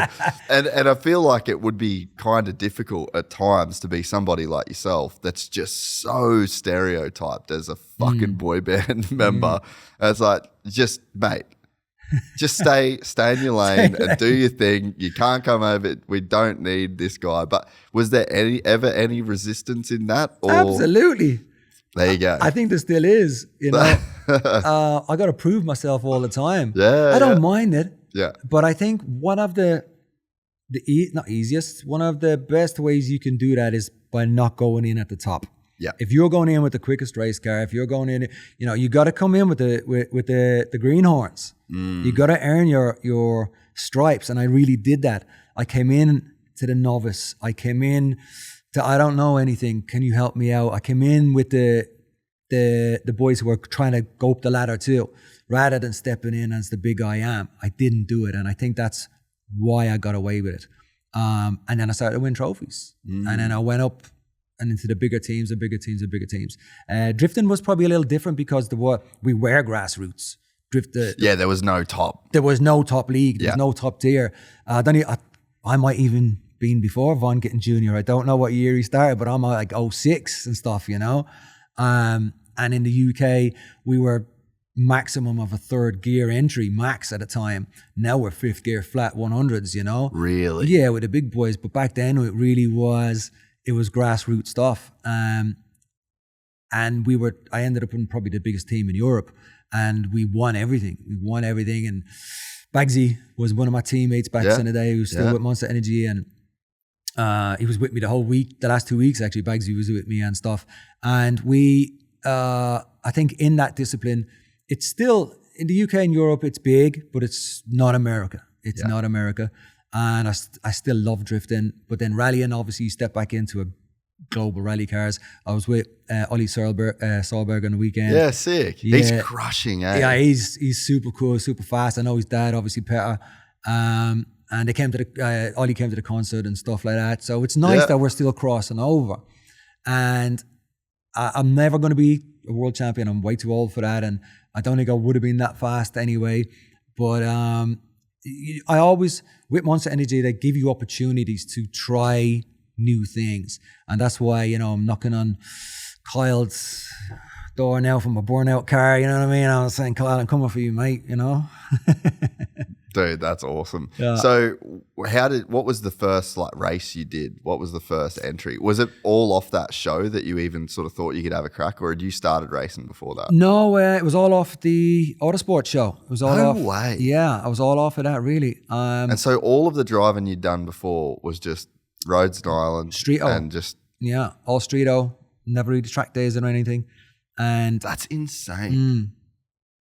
I guess, you know, there's a million people out there who are better singers, better drivers, better everything. And that's actually so true. Yeah. Yeah. And, you know, all the Formula One boys, there's always going to be someone faster. It's just given opportunity. Yes, they are the best in the world, but yes, somebody else is better. They're just not in the saddle. And the same with music, you know, there's a million of people who are unbelievable talent, but just don't get to cross over into whatever that is. I don't know what it is. Yeah. I don't know, but I'm just lucky, blessed. So you do the AutoZone show. Do you want some more water? Yeah, please. Yeah, once Randy gets back, I'll get him to grab some. You do the AutoZone show, and then maybe that's like, hey, we could... Well, no, you got signed right off of that to the Ford thing, right? Yeah, I got signed straight up to Ford. And we were still... but Boyzone was popular. This is 1998. Yeah. And Boyzone was at the height. Like, we were flipping busy. So I had to try and start finding my way through weekends off, going rallying, traveling Europe with Ford in different rally cars, building up my license from a novice to get to international, to get to all that kind of stuff. And then the year 2000 is when we kind of called it a day for Boyzone, or a break we were going to have, which took 8 years of a break. But that's when I didn't know where to look. Like life had stopped for me. I was like, whoa, there was no car coming to pick me up in the morning, and I wasn't getting on an airplane, and I wasn't going places. It was the first time I was left alone. It was so weird. And I was like, how on earth am I going to fulfill this crazy life? How am I going to do that? And I found it in race cars. I found it in championships. I found it in applying myself.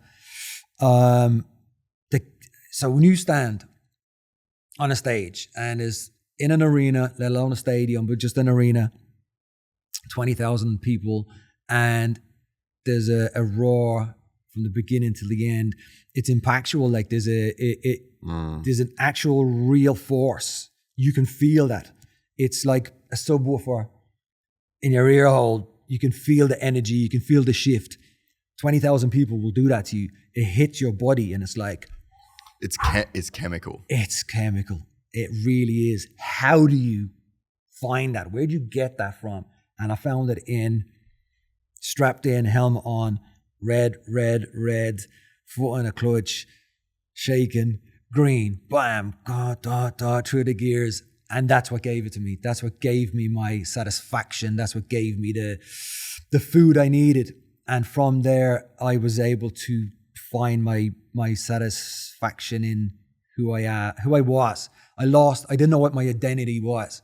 My identity was Boyzone, Shane Lynch, and everybody what they thought about Boyzone and the guy called Shane Lynch. My real identity was what I achieved in race cars, and This is who I am. I knew myself again. I found who I was. I was like, oh, that's the blood that runs through my veins. That's the shit that gets me. That's what makes me happy. And that's what I found in them. And well, bikes, cars, whatever the case may be, just stuff of adrenaline. Adrenaline is probably the right word. Because that's a chemical too. Because that's the chemical right there. And yeah, and what are we, 2026 now? 26 years of adrenaline, plus music, plus subwoofer stuff, plus arena, plus stadium, plus whatever that may be. How'd the other boys go? They all stayed in music. All the other boys stayed in music, and because that's what they do. Yeah. They genuinely love the art and craft of what music is, and they continue to do that. So they didn't have that same kind of identity battle? No, they didn't. I think because they love the industry and they love making music and they love being entertainers. And I like being an entertainer, actually. I love being an entertainer. I love standing on stage and delivering a performance. But I don't like everything else around it. It's too much. It's too much. I've had enough. But give me some dancing shoes. Give me a stadium. I'll jump up there, take a mic, bust it out, send you home happy, and I'll see you again next year. You know what I mean? Yeah, or next week or whatever. But the motorsport thing, like, I mean, the whole music industry probably just never felt like your people. You're a fucking mechanic. Yeah. I'm a car mechanic. I play the spanners. I play the guitar, the beat of the drum is a break disc, it's a funny thing. I guess I'm lucky to have that. I'm lucky to have that passion. I'm lucky to have that interest that really does sustain my life and sustains my mind.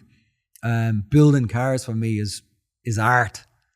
I express myself building these crazy machines, and I adore it.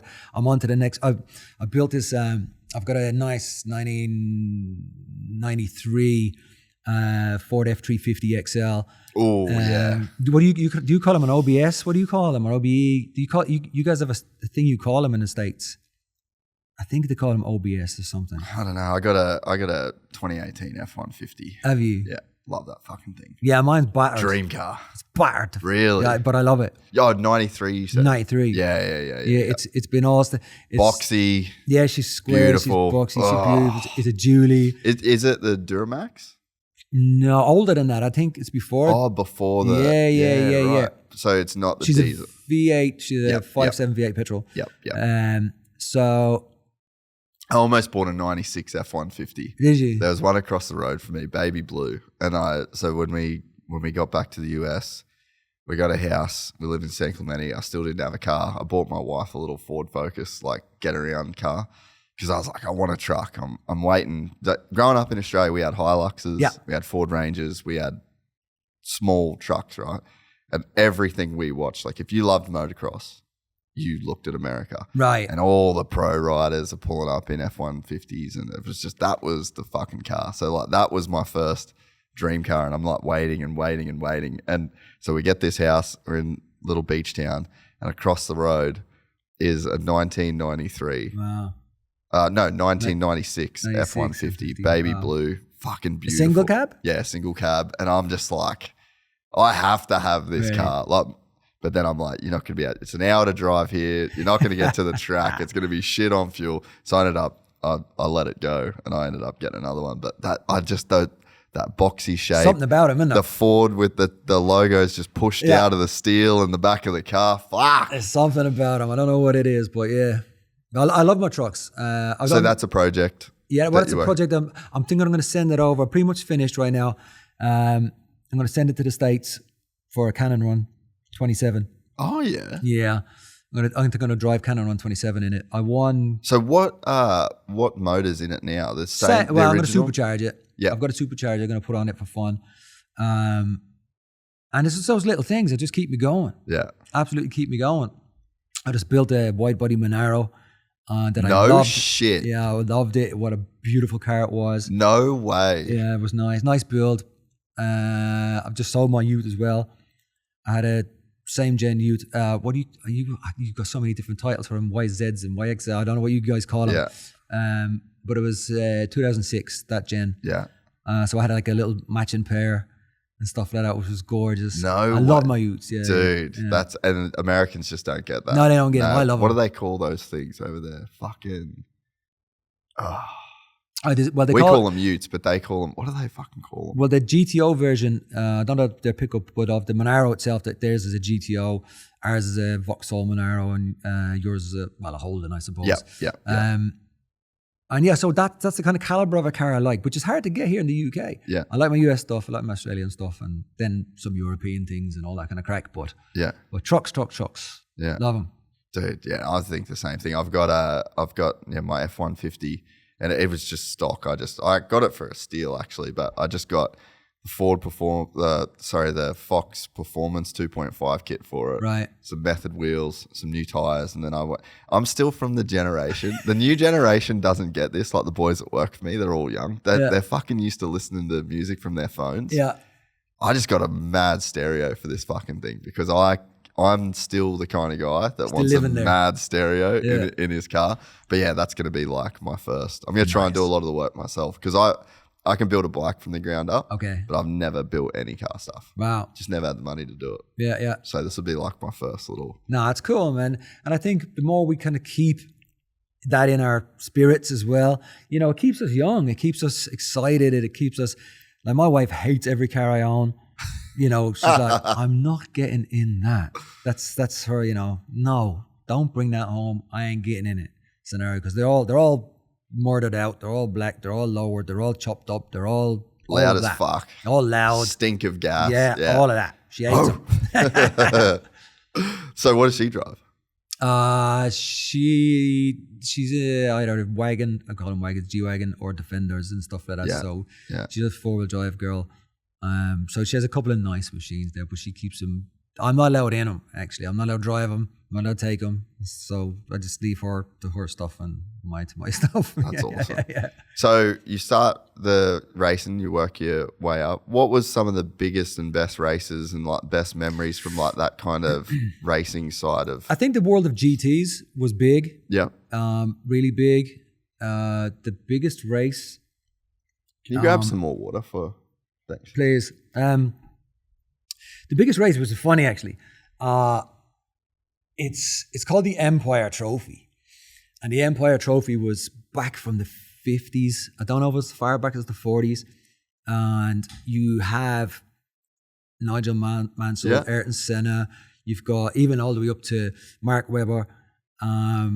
You've got all these names on this trophy, and it was a prestigious race that they held once a year or every sporadic few years. It depends on what way they were working their calendar. And the last time they did the Empire Trophy was 2003, and me and my team entered in a GT car, and we won. Where was it? In Silverstone. So in Silverstone specifically. Yeah. This is where they hold the race. And I'm the only Irish flag on this trophy. No way. And you've got all the greats. I mean, the greatest names of the world's driving. And on the last name on the trophy, Shane Lynch, the Irish flag, and it's fucking hilarious. Like it's funny. Yeah. It's fucking funny. That shouldn't be there. It's just so unorthodox. It's so, what do you mean? It's a weird thing. And when you win this trophy, you become a natural member of the BDRC, which is like a big, prestigious UK, the greatest. Yeah. And I've never claimed my title because I've never felt worthy enough. I've never gone into the suite in Silverstone that I'm lifetime allowed to go in. I haven't got the balls, even though I'm like, I'm on there. It's me. It's almost not recognizable in my own brain. Yeah. So there's been I've had some nice achievements, and the Skeletrix, obviously the car, the set, and I grew up with this stuff. I grew up with this, playing with this stuff, and now you can get mine, but it's still not. It doesn't hit home nearly enough. Yeah. And yeah. Tell me about that day, that race. What does it take to get to that race to win it? It goes back to my consistency. Yeah. And I always drove on my limit, knowing I've got a 10% in the bag. And that 10% meant correction. And that 10% meant I'll bring it home. And that 10% meant I will survive this race. You'll have some tires left at the end of it. All of that. Yeah. And I think correction, and I'm the same in a rally car. In a rally car, I've always got that. When you get out of shape, I've got it, that little bit in the bag to come back. And that's what's done well for me in life. Some boys are flat out, balls out, and they're called world champions. Yeah. I don't have the world champion in me, but I do have decent enough. And I think that's what's saved my career in motorsport. I've crashed. Not a lot, but I have crashed. And earning your stripes and what I was talking about earlier about coming in and going, you know, you're only meant to be good at one thing and do that. I survived through motorsport doing that. Bringing home the team who invited me as a guest driver, bringing their car home in one piece, maybe third position, maybe second, maybe not first. And the truth of winning most races was never that I was quicker than the other opponent. It's probably they had a problem. And I'll admit that, no problem, because I'm not the greatest in the world. But I do good.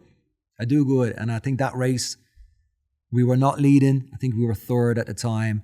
And the lead car, I think, actually ran out of fuel. You know, cut it close to the bone and ran out of fuel. And I'm not sure what happened to the second car. But when we came over the line, we were first. And it was an endurance race. All GTs are. Yeah. It was a 3-hour endurance race, I think. Was it just you driving? No, me and two other drivers. Yeah. And it's a lot of that is kind of surreal. I did not a lot of 24-hour, a lot of 24-hour stuff. I never made it to Le Mans. Yeah. We were close, but I had a massive accident the year we were meant to go to Le Mans because you got to get invited. We were about to win the GT championship that year. But a guy was driving a Marcos Mantis, which is, I think they're a Swedish-based company. And he, as a GT car, he had blown his engine on the Friday. I used to drive a Marcos. We lent him an engine. He wasn't in our category. He was like a GT4. We were faster than him anyway. But he tried to get out of our way. I was coming around to hand into my driver. No. I've been lead driver for 25 minutes. We were flying. I mean, we were on it.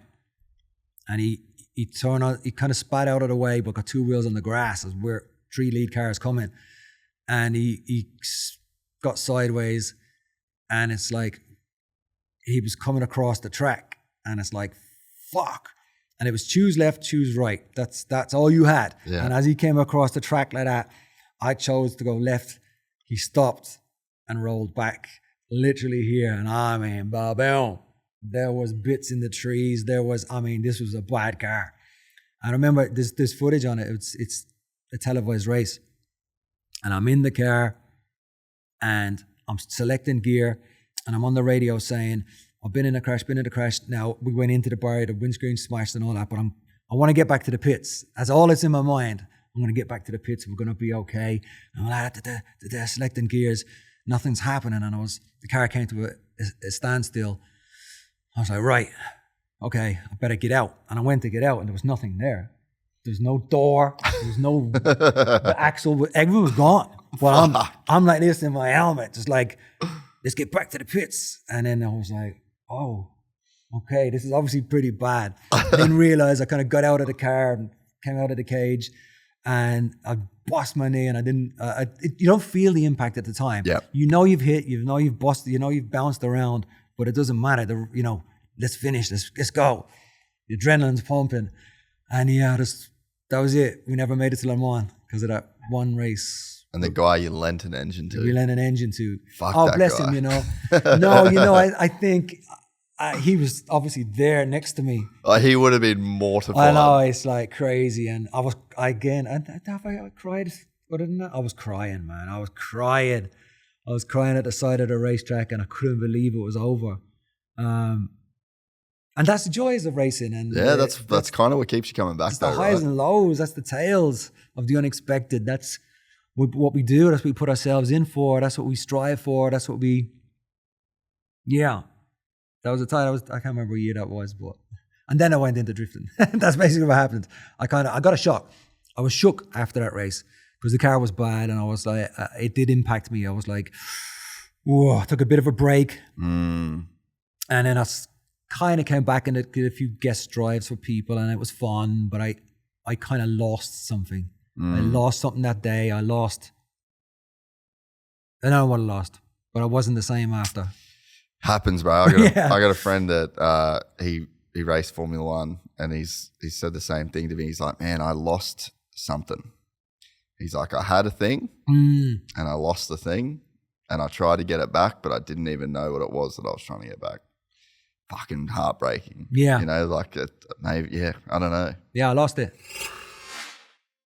I want to say a massive congratulations to the team at Fist Handwear, because starting right now, Fist is proud to be officially distributed in the US through a partnership with Parts Unlimited, bringing their gloves to riders all across the US. That means it is easier than ever to get your hands in a pair, no matter where you are. I've been banging on about how amazing Fist gloves are for the last 10 years, and now it's easier than ever for US riders to get a pair of their own. If you've heard me talk about them on the podcast before, but never tried a pair of your own, now there's no excuse. No matter what you ride, motocross, BMX, road, or even on the job, Fist has a glove designed for every condition, from blazing heat to icy cold. Apart from being the best performing gloves in the world, they also have a design for any flavor, from wild prints and bold graphics to collabs with some of the world's best athletes. And it doesn't just stop at gloves. Fist has moto socks, tees, hoodies, and hats, the full kit and caboodle. I've trusted Fist for over a decade, and I don't plan on changing. Do yourself a favor, join the Fist army today at fisthandwear.co, or head in to your local dealer and tell them that they need to start stocking Fist. And then I found it again in drift cars. Yeah, okay. I found the joy. Yeah. I found the amazement. I found the, what the fuck is this? So I sat with a guy. I was testing for a NASCAR.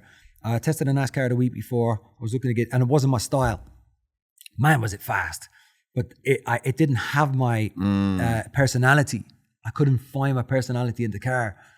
You weren't able to express what you could in a car. No, not at all. And then I sat as a passenger with a Northern Irish guy in a drift car, and Fast and Furious had just come out, and I didn't actually think that was real, what drifters were doing. I didn't know that was, I just thought it was a movie shit.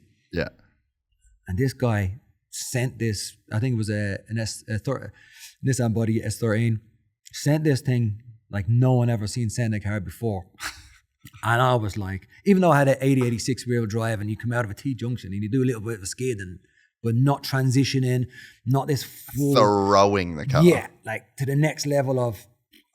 it blew my mind. I was like, what is this? This is fucking nuts. I said, right, this is what I want to do. And then that was, 05 into 06. I started to drive for my first drift team, Team Jap Speed.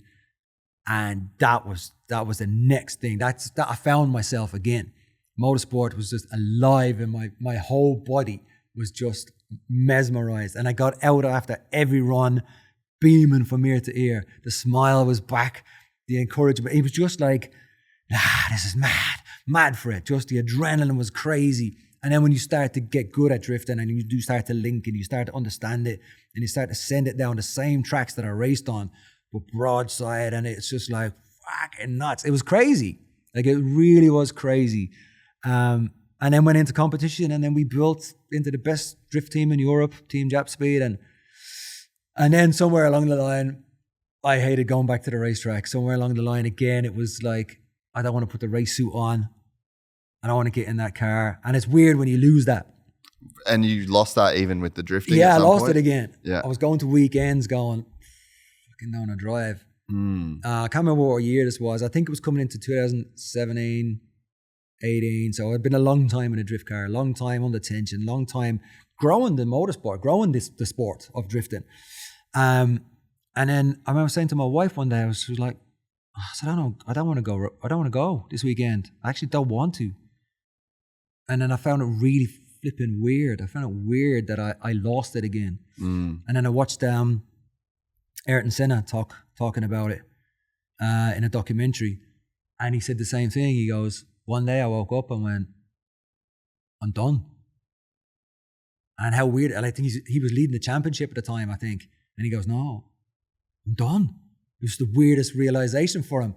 And I had that. I had the same thing, but it gave me the encouragement to go, I'm done. And when me and the boys were about to go back on tour anyway, so I said to my team, I said, and all my sponsors and all, I was like, I'm out. It's over. Because I wasn't going to be in a car for 3 years anyway, because we were doing a world tour, me and the Boyzone boys, making an album, doing it, all of that. So I had to bail out. And then I think it was about 2023, bought a rally car, went rallying and found it again. So it's so weird. But I think it's just, if you spend too long in something, and maybe that's why I bounce around different disciplines, maybe that's why I jump on bikes, maybe that's jump in race cars, jump in drift cars, climb mountains, rally cars, get on stage. I think I need to change my character all the time. Otherwise, I find myself not being bored, but just unsatisfied, maybe is a word, unsatisfied. Yeah. So the challenge is real for me. Maybe that even in business. So in the businesses that I take on board, I get it up and going, and then I'm like, I'm bored. What's next? Some of the cars I build, I complete them and go, don't even want to drive it. What's next? The build. I'm always looking, I'm always chasing for something next. But do you think though that, because I guess people could think of that as a negative thing. No. But it's, keeps me going. You enjoy the process more than the result. Way more than the result. Okay, well then I think that's it. Yeah. Because once I achieve a result, I don't want to stay in that. I'm what's next? Like who can I help? What can I grow? What can I do? What can I learn? What can I taste? What can I smell? What is it? Where am I going? Yeah. But the whole time that you're doing it, you're enjoying the process. It's not like you want it to be over so that you can do the next thing. It's just like you're hyper aware of when it's over. When it's over, yeah. I've reached the point of completion for myself as a character, but in the build is the best day of my life. I wake up every morning super excited about what it is I'm going to do. And then when it's done, it really is over and I've got to change. Otherwise, I guess, I don't know, stay stagnant, or you get sad in the boots that you're standing in, or sad on the stage that you stood on. Even though there's 20,000 people, I'm still not feeling it. I'm sad. I'm lonely. All those kind of things kind of make a lot of sense when I look back at my characters as a kid. 7 years of amazement, but I didn't really enjoy it. I did, but the process we'd achieved, and now I needed something else, but I didn't realize that at the time. Yeah. And so the rally car then, that got you... Rally car got me going again. That's got to be a wild feeling, dude. Rallying is unbelievable. Again, it's such a different discipline. And there's something magical about that adventure, because it's not a racetrack. It's not lap after lap. It's not loop after loop of the same thing. It's just either, Formula One is so precise, and it has to be precise every time. You just kiss that wall of Monaco. Every time precise, which is lovely. Yeah. But rallying is any moment you're in the hedge. You don't know the next corner. You don't know the next yump, bump, rock. You don't know. It's all a surprise. And there's something nice and magical about that. And in the adventure of rallying, I enjoy a lot, because it's not repetitive, but you are in magical surroundings. You're in mountains, you're through rivers, you're in, it's all of that kind of scenery that I love. But at 90%, not 100, 90%, because I hate coming home with a bent car. Nothing worse than that trailer behind you and she's all crumpled up and broken. Like, oh no, I knew I shouldn't have done that. So I maintain a certain amount of control and respect. Yeah. For myself and my family and my machinery, I just hold back. And that's enough for me now. I don't need to prove anything. I don't need to win any championships. It's nice if you do. I was going to say, that's a good place to be though. Yeah. Like, it's good to be in a place where you don't have to prove yourself, Nothing, not to myself and not to anybody else. I'm in a good place. How often are you rallying nowadays? I haven't this year. Because of these concerts, I thought, I haven't done anything other than build cars in my workshop, but I've not actually gone into anything. But later on in the summer, I'm about to, dust off the race suit and jump in and go and have some fun. I just didn't want to ruin anything, because, shit goes wrong. shit goes wrong, and this has been 2 years in the process to get to stand on that stage. So I decided to just be semi-sensible and not getting a race car on a motorbike or any of that kind of stuff. But the summer should be good now. What do you got planned? Haven't a clue yet. True. No, I don't. I haven't a clue. I'll digest my last couple of months for a week or two, and then I'll open that book. Sometimes I got to just undo it in my mind. Yeah, decompress, undo what I've just done, take a breath and go, right, where are we going, lads, as a team, and all my boys in the workshop and all that. And what do they want to do? You know, you want to go drifting, you want to go rallying, what should we do as a team? And who's feeling it? And then let's all feel it together. Yeah. And go from there. So what about bikes? What bikes have you got? I don't actually have any bikes. I did, I had I did a lot of motocross stuff as a kid. And one of the things I did back in year 2000-ish, I built a Supercross track in my back garden. I had shit. Yeah, Jamie Dobbin, Tommy Searle used to ride Tommy used to ride in my back garden. No way. Yeah, he was a kid though. He was a baby. What a good dude, eh? Yeah, good guy. And I knew his dad. Yeah. And his dad's friend was a motocross track builder in the UK, or Supercross track builder in the UK. So he built my track in my back garden. So that's where the boys used to come and ride. So I used to enjoy a bit of motocross, enjoyed my superbikes, track days and stuff like that. So I don't have any bikes right now. But a track day, that stuff, I'm pointing behind you because there's a beautiful motocross bike there. But that stuff, you know, I can't hold on anymore. It is crazy, eh? Yeah, can't hold on. So, but track days I love, superbikes I do love, just for fun, just to get the knee down and feel great. That's about it. It is a crazy feeling, eh? Yeah. Man, we went to Barcelona, and I had a couple of the boys on, like Pedro Costa did the pod, and then Jorge Martin did the pod. And when you're on the ground watching what those dudes are doing these days, fuck. Nuts, isn't it? There's some boys. It is crazy, man. 366 Ks an hour they did the other day. Wow. But like the level of aggression that they ride these motorcycles with now, it's just, they're fully sending it. Yeah. Like they're sending it in a way that a Ricky Carmichael did back in it. You would just not think that you could do that on a machine that has hundreds of horsepower. You know, and I think that's the art of, and the beautiful thing is, I grew up in the 80s looking at motocross, looking at let's start with BMX, looking at, be it racing, be it tricks, whatever the case may be, freestyling, like the stuff we were doing, wow. And you look at it now, it's so bad. Like it's crazy how much the human keeps pushing. And the machinery keeps growing, but I think even on a little BMX, what they can do now and what we could do then, back then was, amazing. Like, Andy Ruffles and, all that kind of, more UK. But it's just like, wow. Like Rad Magazine came in very late in my kind of youngster BMX career, and what the Americans were doing compared to what us little Irish boys were doing, and just the inspiration. And then you look at it now, it's just, how do we do it? How do we keep pushing?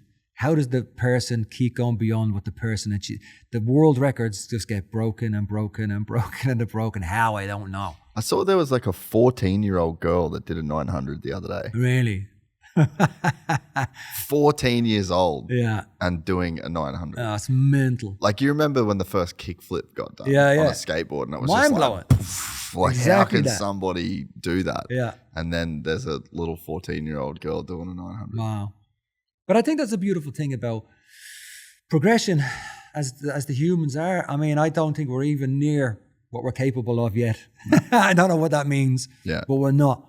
And it's clear to see we're not, because every year there's a new record. Every year something gets broken. Every year there's a new amazement called, how is that possible? Yeah. So we're something else, us humans. We're incredible.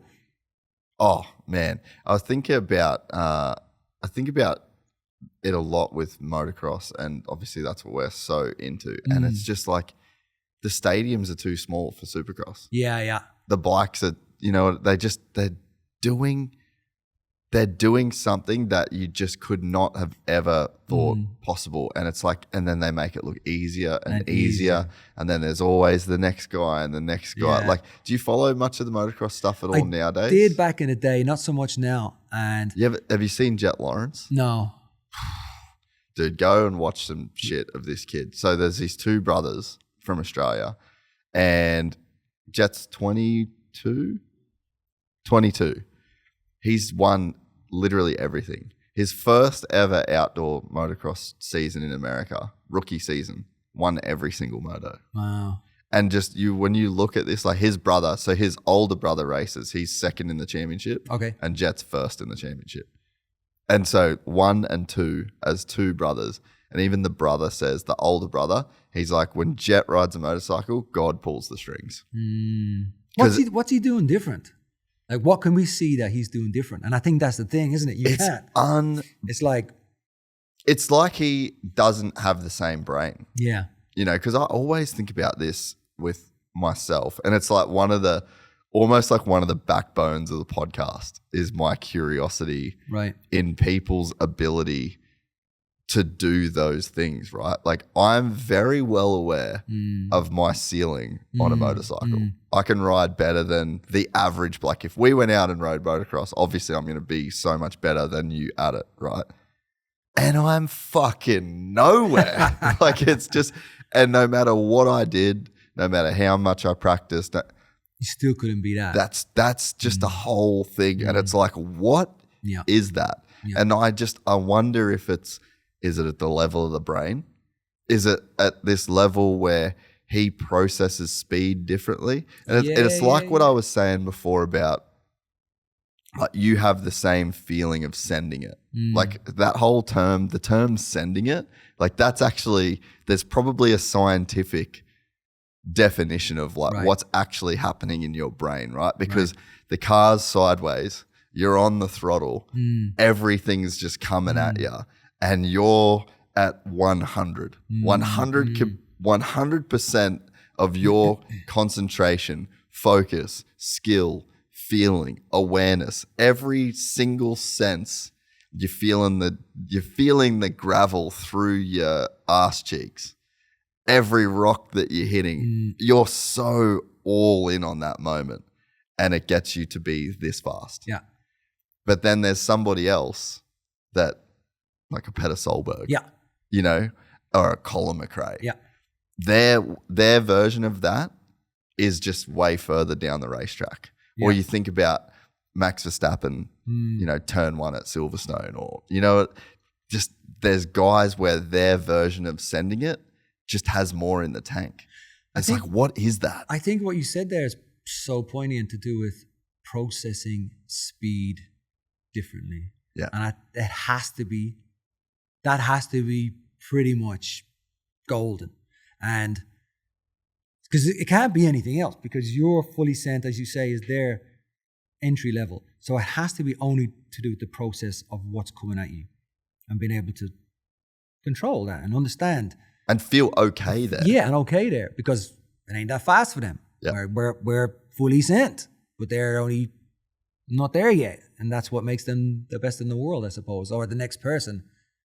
That's a good way to look at it. I'd love to know if that is the simplest thing is to process speed. Because you think about, right, like me and you, we're going on the track and we're side by side coming into turn 1. We both have, so I talked to Liam Lawson about this, right? Formula 1 driver. And I'm like, I've got this feeling of, fuck, I need to hit the brakes. Yeah. And he's like, I don't have that. Yeah. He's like, I don't get scared, or it's not like a fear-based reaction of like, I'm going too fast. If I don't hit the brakes now, I'm going to crash. Yeah. He was saying it, and it kind of like changed my perspective a bit, because he was saying, I don't really have that.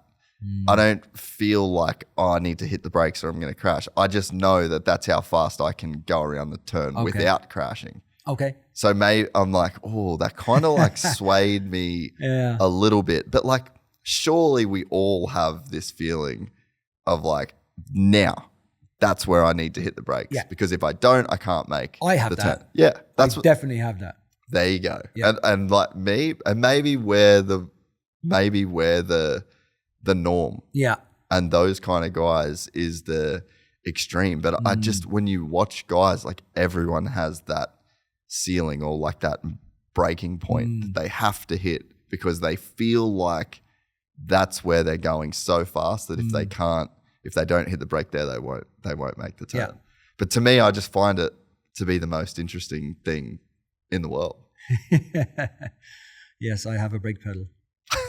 Yeah, and it's like an internal brake pedal. And no matter what I do, no matter what I do, yeah. I'm hitting the brakes at that point. Like I raced first time I've ever actually raced a car was on the Isle of Man, and it was just like a little shitbox banger car. But like I could feel, I'm like, I'm going too fast if I don't fucking, wasn't really so much hitting the brakes. Did you do the oval in the thing? You did that race? Have you been there? I've been there last year. Dude, first time I ever raced a car. Wow, it's mega. It was so fun, but I was kind of at the back of the grid, and there's one guy, Luke. You know Luke Tarrant from he's with Monster as well. He's got one leg, lost his leg. Fucking. Not sure, no. What does he do from Monster? Or is he an athlete like? Yeah, he's like, I guess he's more like an adventure guy, but dude, crazy. Oh, I think I might have met him 2 years ago. You probably have. He lost his leg in a crash in Colombia.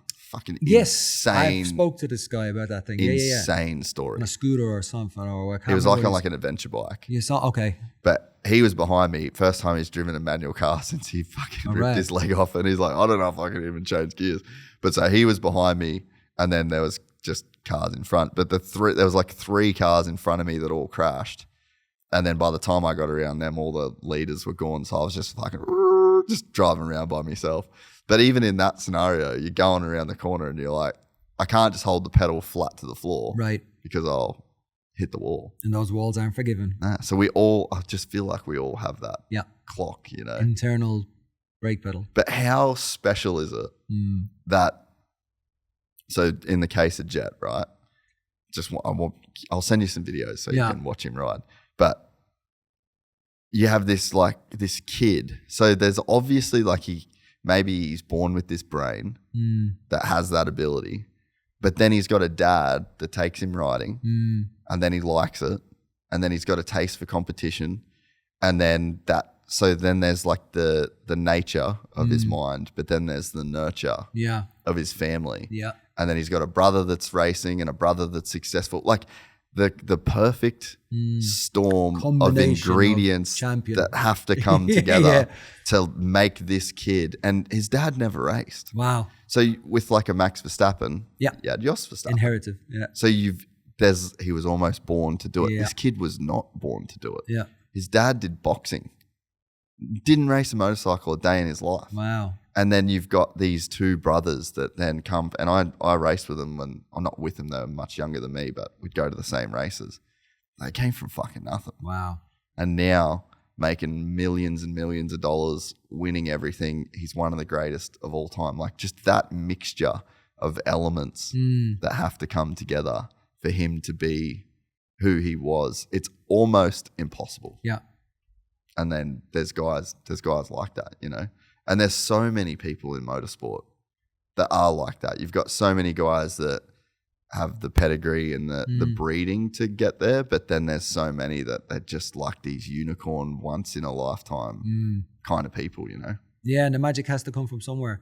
And 100%, like, and that goes back to the artistry, it goes back to everything. It goes, you know, some people are born talented and never get to show it. You know, that like there's a million singers out there, like I said, better than me, but I took the stage, and same as driving. And you know, maybe that mother, that father who didn't recognize, maybe that chance that never happened, that school teacher, that whatever the case may be. And then some of us get lucky, you know, even the Beyonces and there's the Williams sisters and tennis, and you know, somebody's decided to make them that, but they never did it before themselves. And it's an interesting sliding door world, I suppose. And some of us get to achieve it. Do we deserve it? I don't know. But we still got to do it. Dude, this was awesome. Thank you. This was so much fun, eh? Like I really enjoyed listening to you talk. Just a wild story. Like, you know, you've lived a life, man. I've lived a life. And then, you know, what's mad? What's nice, actually, is you never knew anything about me, really. You know, I'm a far cry from what's in your visuals and interests. But thank you for having me on. Of course, it's nice to speak to the world. It's nice to give opportunity of insights of the normal man. Yeah, It's never, the normal man has never been normal. You know? Yeah. There's so much here for people too. I mean, there's times through there I'm just like, it was a pleasure to listen to, you know, like, and just a unique life, man. And you know, there's that famous, it's like Dostoevsky where he's like, don't try. Right. You know, no, Bukowski. He's an American like writer and philosopher, but he has like this whole philosophy of don't try. Right. And it's like the best results that you can get in your life are a result of just like really letting go. Right. And like really just que sera, you know, like whatever comes is going to come. And like you are that, like you obviously tried, but you didn't strive. Correct. I guess is like the way of saying it. Everything you did, you put your best foot forward and you had, you know, the best crack that you could at it, but you never strive for it. You never held on to it. You never and it fucking worked out. And there's a lot of lessons in that, you know, that I think that I try and do the same thing at times, you know, like, and it's hard not to strive. It's hard not to really want to hold on to these outcomes that you want in your life. But you're an example of your life can be better than you ever could have dreamed if you just let it happen almost. Don't try. You know? Yeah. What's is there anything left on the any stone left unturned at this point? There's gotta be. I don't know what it is yet, but I guess when I trip over it, I suppose I'll find it, you know? And I think that's exactly what you're saying. I'm not trying to find something. I'll literally stub my toe, lift up that rock and go, there you are. That's what's next. Yeah. Well, dude, this was awesome. Thanks so much for doing it. And yeah, I'm going to maybe blast some Boyzone on the way home and fucking do a skid. Don't upset yourself, you know. Awesome, mate. Well, yeah, thank you, man. Appreciate it, and hopefully do it again sometime. Amen. If you enjoyed this content, please like and subscribe. And to listen to the full 3-hour podcast, search Gypsy Tales in your favorite podcast platform or click the link in the description below. Gypsy Gang.